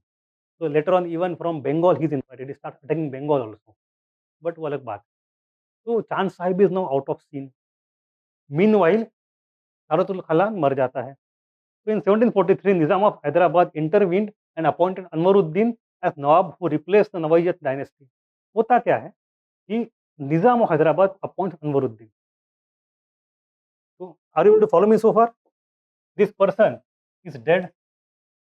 The claimant to throne, Chand Sahib, is now in the jail of Marathas. वो भी गायब है. But both of them belong to the same family, that is Nawayat family. तो vacuum है. Vacuum का फायदा कौन लेता है? निजाम लेता है of Hyderabad. He puts his own person on the throne of Arcot. His name is Anwaruddin. Anwaruddin is not from Nawayat family. He is altogether different person. He is from different family. तो अब क्या हुआ है? Arcot is a state created by Mughals, but dynasty is put on the throne by Nizam. ठीक है? So even the Arcot principality owed its origin to Mughals. The present ruler Anwaruddin was ruling on behalf of Nizam. ठीक है? अब ये वही अनवरुद्दीन है जिसको हराया था फ्रेंच ने बैटल ऑफ सेंट थोम में. तो उसके पहले वाली कहानी चल रही है अभी. यस, मुगल्स तो खत्म हो गए. After 1707 Mughals have no role to play in India. They are very minor entity. They have name, they have prestige, but they don't have power. They are just phantom. तो मुगल्स ने बना दी, लेकिन अब गायब हो गए सीन से. और अनवर ये भी मर गया, ये गायब हो गया. He put on throne by Hyderabad. ठीक है. However, since Nizam was busy in North India and with Marathas, so Carnatic became practically independent. So, although Anwaruddin is put on the throne of Arcot by Nizam, he is supposed to follow Nizam, but Nizam खुद busy हो गया कहीं और, तो ये बन गया almost free. So Arcot became kind of independent. ठीक है. अब ये होगी बैकग्राउंड. अब कहानी कहाँ शुरू होती है? कहानी शुरू होती है मराठों ने चांद साहिब को छोड़ दिया कि भाई जा. अब चांद साहिब आ गया वापस साउथ इंडिया में. So Chand Sahib is saying कि भाई this throne was supposed to go to my family, that is Nawayat family. Who are you? Anwaruddin, get out. They start fighting. So you have two claimants for the same throne from two families. A good opportunity for French and British to intervene. So Marathas set Chand Sahib free after 7 years of captivity in 1748. Chand Sahib was related to Nawayat dynasty originally and aspired to supplant the incumbent ruler Anwaruddin Khan. Upon his return, with the help of French, he sought to oust Anwaruddin. So Chand Sahib is supported by French, Anwaruddin by British. हमने देखा already, because British, when the Madras were captured by French in the first war, British had requested Anwaruddin to help. British and Anwaruddin on the same side, and Chand Sahib French on the other side. Simple. 1749, a battle happens. In that battle, you have Muzaffar Jung, जो कि हैदराबाद से आता है, इस तरफ से हैदराबाद से. We have Chand Sahib and we have French. All of them come together and defeat and even kill Anwaruddin. In the Battle of Ambur, Anwaruddin is killed. He is gone. And the moment he is gone, now, this is a photo of Battle of Ambur, very famous one, death of Anwaruddin. Chand Sahib now declared himself as the ruler of Arcot. On the other hand, British were supporting the cause of Mohammad Ali. अब British ने क्या किया कि ठीक है, हमारा आदमी चला गया अनवरुद्दीन, हम किसी और को ले आते हैं. British got the son of Anwaruddin, that is Mohammad Ali. छोड़ेंगे नहीं, लेकिन हम सपोर्ट तो करेंगे किसी ना किसी को. तो Mohammed Ali Wallajah is not supported by British. वही तो फॉलो कर रहे हो, ठीक है. And one of the sons of Anwaruddin, British threw full weight behind Muhammad Ali and prepared for full-scale offensive. They create all South India alliance of Marathas, Tanjore and Mysore, all of whom were opposed by Nizam. So सारे दुश्मन of Hyderabad, they are collected into one side by British. They created alliance and they were brought together to support Muhammad Ali. While the French were busier in Hyderabad, English attacked a massive offensive against Chanda Sahib. Arcot and Trichy were occupied. Arcot जीत ही लिया. और किसने जीता Arcot? The most important person is Robert Clive. It is Clive who besieged Arcot suddenly कि भाई हम capital ही जीत लेते हैं इनके पहले, कर्नाटक की. So his great contribution is not only Plassey. Much before Plassey, Clive had made his name known in Battle of Arcot. He tilted the complete weight towards British side in Carnatic because of his daring initiative. Siege of Arcot. Robert Clive attacked Arcot as a tactical diversion. Its seizure demoralized French completely. French forces were repeatedly defeated after that in many places, and soon Chand Sahib also surrendered कि भाई ठीक है मैं surrender कर जाता हूँ war में, and then he was beheaded. उसका सर कड़ा काट दिया. It helped the East India Company to establish its supremacy over Carnatic. Tide turned in favor of English. Muhammad Ali was declared as the Nawab. So what happened? In the Arcot, who won? British supported puppet won. And in Hyderabad, who won? The French supported puppet won. तो हो गया stalemate again. ठीक है. ये story भूल जाओ, ज़्यादा जाने की जरूरत, नाम शायद भूल जाओ, फर्क नहीं पड़ता. Understand what is happening. The two companies are just fighting war against each other through proxies. अपना प्रॉक्सी चला गया, किसी और को लेके आओ, खत्म. And in Hyderabad French has upper hand, in Arcot British have upper hand, खत्म. So even today, if you go to the largest mosque in Chennai, is of Wallaja family. Wallaja family is of Muhammad Ali Wallaja. They remained the Nawabs of Chennai or for long time. Even today, you find their families there. Under the circumstances, it was a kind of stalemate in India. So the two companies arrived at a negotiated settlement, which was forced on them by again the home government. The representatives of the two companies started discussion, leading to the Treaty of Pondicherry. So at the end of the first war, क्या treaty आई थी? Treaty of Aix-La Chapelle or Chapelle. And the second war, कौन सी treaty है? Pondicherry. One outcome of these talks was the recall of duplex. अब यहाँ पे बड़ा game करते British. British put lot of pressure on कि भाई डुप्लेक्स को वापस बुलाओ, कुछ भी करो, हमें मद्रास को जो करना देख लेंगे, but get duplex back. He is a nuisance, he is a problem. हमारे लिए नहीं, आपके लिए, क्योंकि duplex has cost so many Wars because of which the profit has come down. The French company is now in debt. So British people don't want duplex and the French rulers also don't want duplex. तो duplex जो सबसे important आदमी था France का यहाँ पे, उसको Paris ने वापस बुला लिया because of all these things. So one outcome of these talks was the recall of Duplex in 1754. Duplex's career ended there. He returned home after the career of 34 years in India. Charles Godeheu appointed as a new Governor General. उसके जगह Charles गोडेहू आ गया, and that was supposedly the wrong move on part of French. कहीं कहा जाता है कि अगर duplex को वापस नहीं बुलाते तो शायद हो सकता है फ्रेंच इंडिया को जीत लेते अगले 10-15 साल में, बट वो नहीं हो पाया. Muhammad Ali Wallaja became Nawab of Carnatic, each side not to interfere in local powers. ठीक है, There was a complete reversal of Duplessis policy. His work was undone in Carnatic. Only and only in Hyderabad, Debussy continued to influence the politics. तो हैदराबाद ही जो है that remain under French control. बाकी सारा south India French के control के बाहर चला गया. So before the treaty could be ratified, नया वॉर शुरू हो गया. It is called 7 Years War in Europe. And in the 7 Years War again, the British and French are on the opposite side. So you see, they're fighting again in India once more. So तीसरा war शुरू होता है between the two. The first happened because of the Australian succession crisis, and third happened because of the 7 Years War. Don't confuse them in the other way around. We have the third war. It was an offshoot of the 7 Years War in Europe.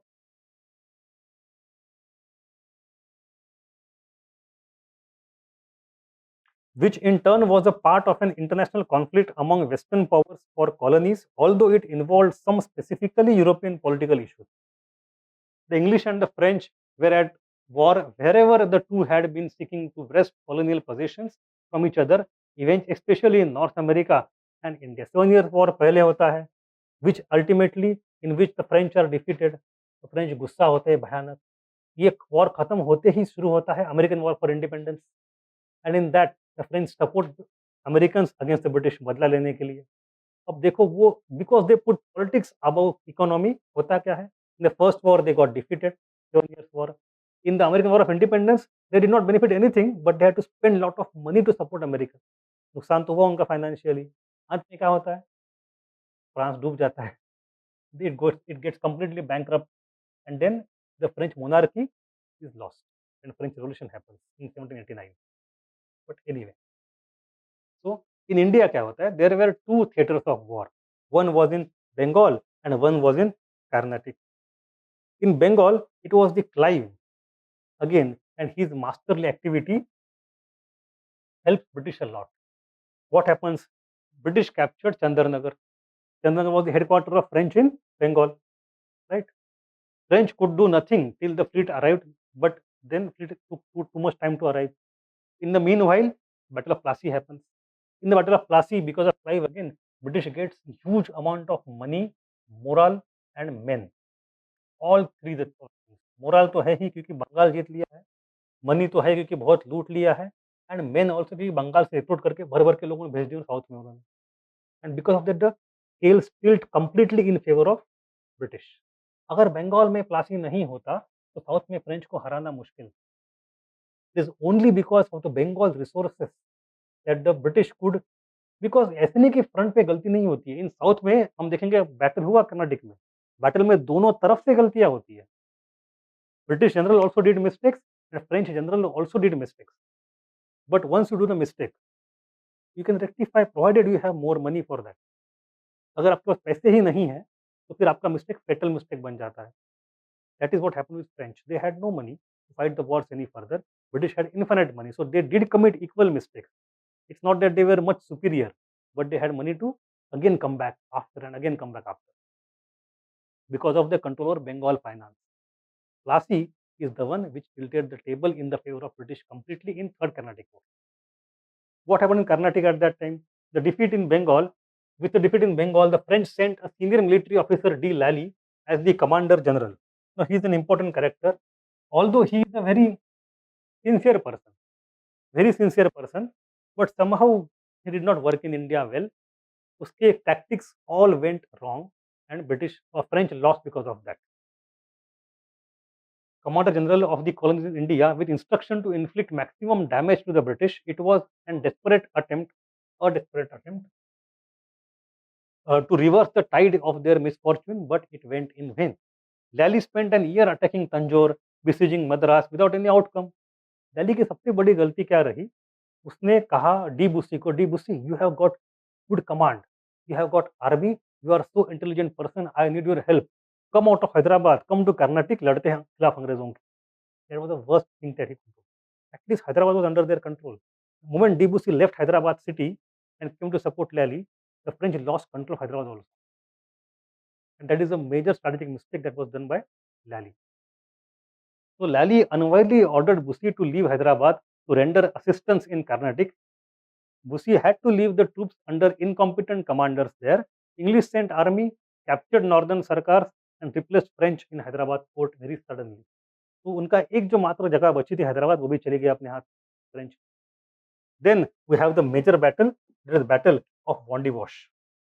This is the most important battle in which French were finally and completely decimated in India. It was the most decisive battle in which the French were forced to surrender. And here the battle was between the two generals. On the British side we have Aircourt, and British side we have, on the French side we have De Lally. So Aircourt and De Lally, Bondiwash is the most decisive battle in the history of French in India. They were lost in this battle, they were lost in India forever. So Court completely defeated British Lally. With the rout of French in Bondiwash, British were able to establish their ascendancy over large part of peninsular India. Over the next few months, entire south was captured. Pondicherry was surrendered. The city was completely routed and reduced to rubble by the British. उसको पूरा खत्म करके वापस कर दिया उन्होंने बाद में. And then British, somehow I read this so much everywhere that they had this kind of vindictive idea. They understand the history of symbolism very well. When they conquered Cochin from Dutch, they reduced the Cochin fort to rubble ताकि आने वाले generation को याद ना कर पाए.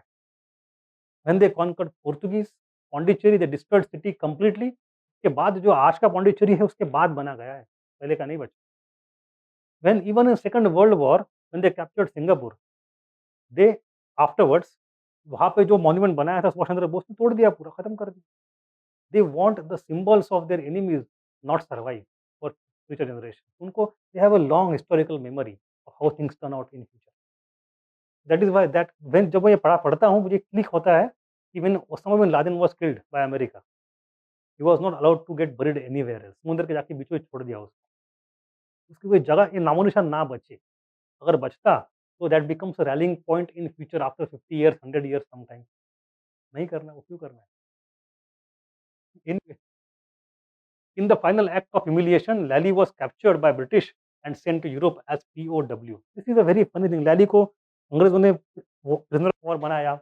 He was sent to Europe. Then he was transferred to Paris. In Paris, he was a very capable general. He was not able to get success here. But Paris में Lally was made scapegoat of all the problems. कहा गया कि because of Lally we have lost the empire in India. उसका पूरा नंगा parade निकाला Paris के street पे, उसको गिलोटिन पे चढ़ खत्म कर दिया. बट गलती उसकी थी नहीं, गलती थी the way French company was created and controlled from Paris. गलती फ्रेंच राजा की थी, उसने डिसीजन कैसे लिए, उसने डुप्लेक्स को वापस क्यों बुलाया. Lot of things happened but Lally was made a scapegoat because he want to save national honour. क्या कर सकते.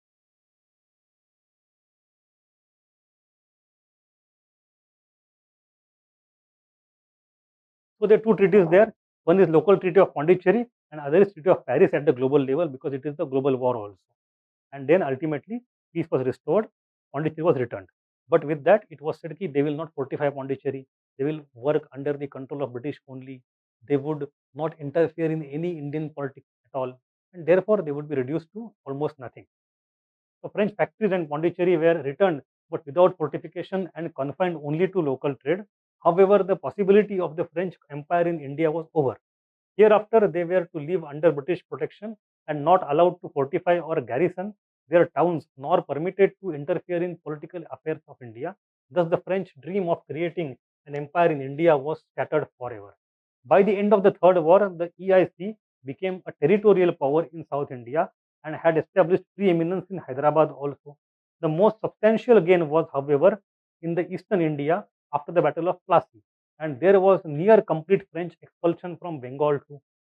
And then we have the end of the French company altogether from the world. So French government went heavily into debt during the 7 Years' War. It had neither resources nor intent to salvage the company in India. The company now completely lost the royal attention. The French company was formally ended in 1769. The French crown maintained possessions in Pondicherry thereafter till 1950s when they were ousted from India. But French threat did not end with it. You know that all the French company is now gone and ousted from India. French threat continued to loom large for much longer time. But it was no more from the French crown, but French people were angry. Lot of French individualistic merchants and especially soldiers and captains spread across India, and they went to every capital, every kingdom, and they tried to train Indian army. It could be Tipu Sultan and Hyder Ali, who got support from French army, individual French soldiers and captains. You go to Mahatma India, again he employed French. You go to Maharaja Ranjit Singh, he employed French. Every court you see, French people supporting, training Indian kings, Indian army, so that they can fight against British. कम से कम बदला तो ले उनका. It is much later in subsidiary alliance system there was a clause कि भाई you will not employ any other European. Why? French को भगाओ पहले यहाँ से, individual फ्रेंच को भी. That is one thing that went for a long time. Next, when the American War of Independence happened, that led indirectly to the second Anglo-Mysore War in the era of Hyder Ali. Not even that, when Napoleon invaded Egypt in 1790s, Napoleon ने कहा था कि I will also go to east and defeat British and create colony. British were very afraid कि Napoleon ने Egypt तो जीत लिया है, वहीं से आर्मी लेके इंडिया कितना दूर है इजिप्ट, ज़्यादा दूर तो है नहीं, 2 महीने में पहुंच जाएगा. So they sent Wellesley to India with the express command that stop any French activity that is possible, get aggressive, and any Indian king who is pro-French, खत्म करो उसको, मार दो. Tipu was killed because of that. Tipu was the first Indian king who was literally killed by British. Before that, they did not kill any seated king who is already on throne. नहीं मारा था किसी, पहली बार मारा Tipu. The reason is that there are many reasons, we'll study them later on, but one of the main reasons was that he was suspected to be in cahoot with Napoleon, and after Napoleon, the France which was revolutionary, उसके समय की सारी चीजें. So French threat looms large even after third battle or third war. ठीक है. Now I have a homework for you from this discussion. Do you have any doubt so far, at least any query? कहानी समझ में आ गई? कहानी मुश्किल है नहीं, कहानी रटनी भी है नहीं, समझनी है सिर्फ. Now the question that would be asked is such kind of question: the causes of the French failure. So I want you to write the answer tomorrow and come. ठीक है. French failure in what? In this battle. First battle नहीं war. First, second, third की बात नहीं करनी है, collectively बात करनी है. What were the reasons for the French defeat overall? ठीक है. Any doubt?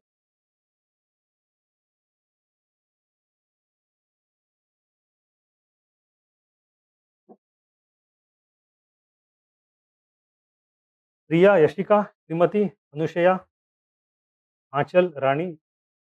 Any query? Any doubt? So tomorrow our agenda is to stop the story here of the Indian conquest and come to India again and look at what emerged in the wake of the Mughal decline. तो 18th century को हम शुरू करेंगे अब. In the 18th century we have to discuss a lot of things, at least 3-4 major themes. First theme would be Mughal decline and its consequences. Second theme would be the conquest of Bengal and Mysore. Third thing would be the rise and decline of Marathas. And the fourth thing would be the creation of administrative apparatus by British. So 4 lecture चलेंगे ऐसे 18th century. Okay, ठीक है. So write the answer tomorrow. चलो, thank you.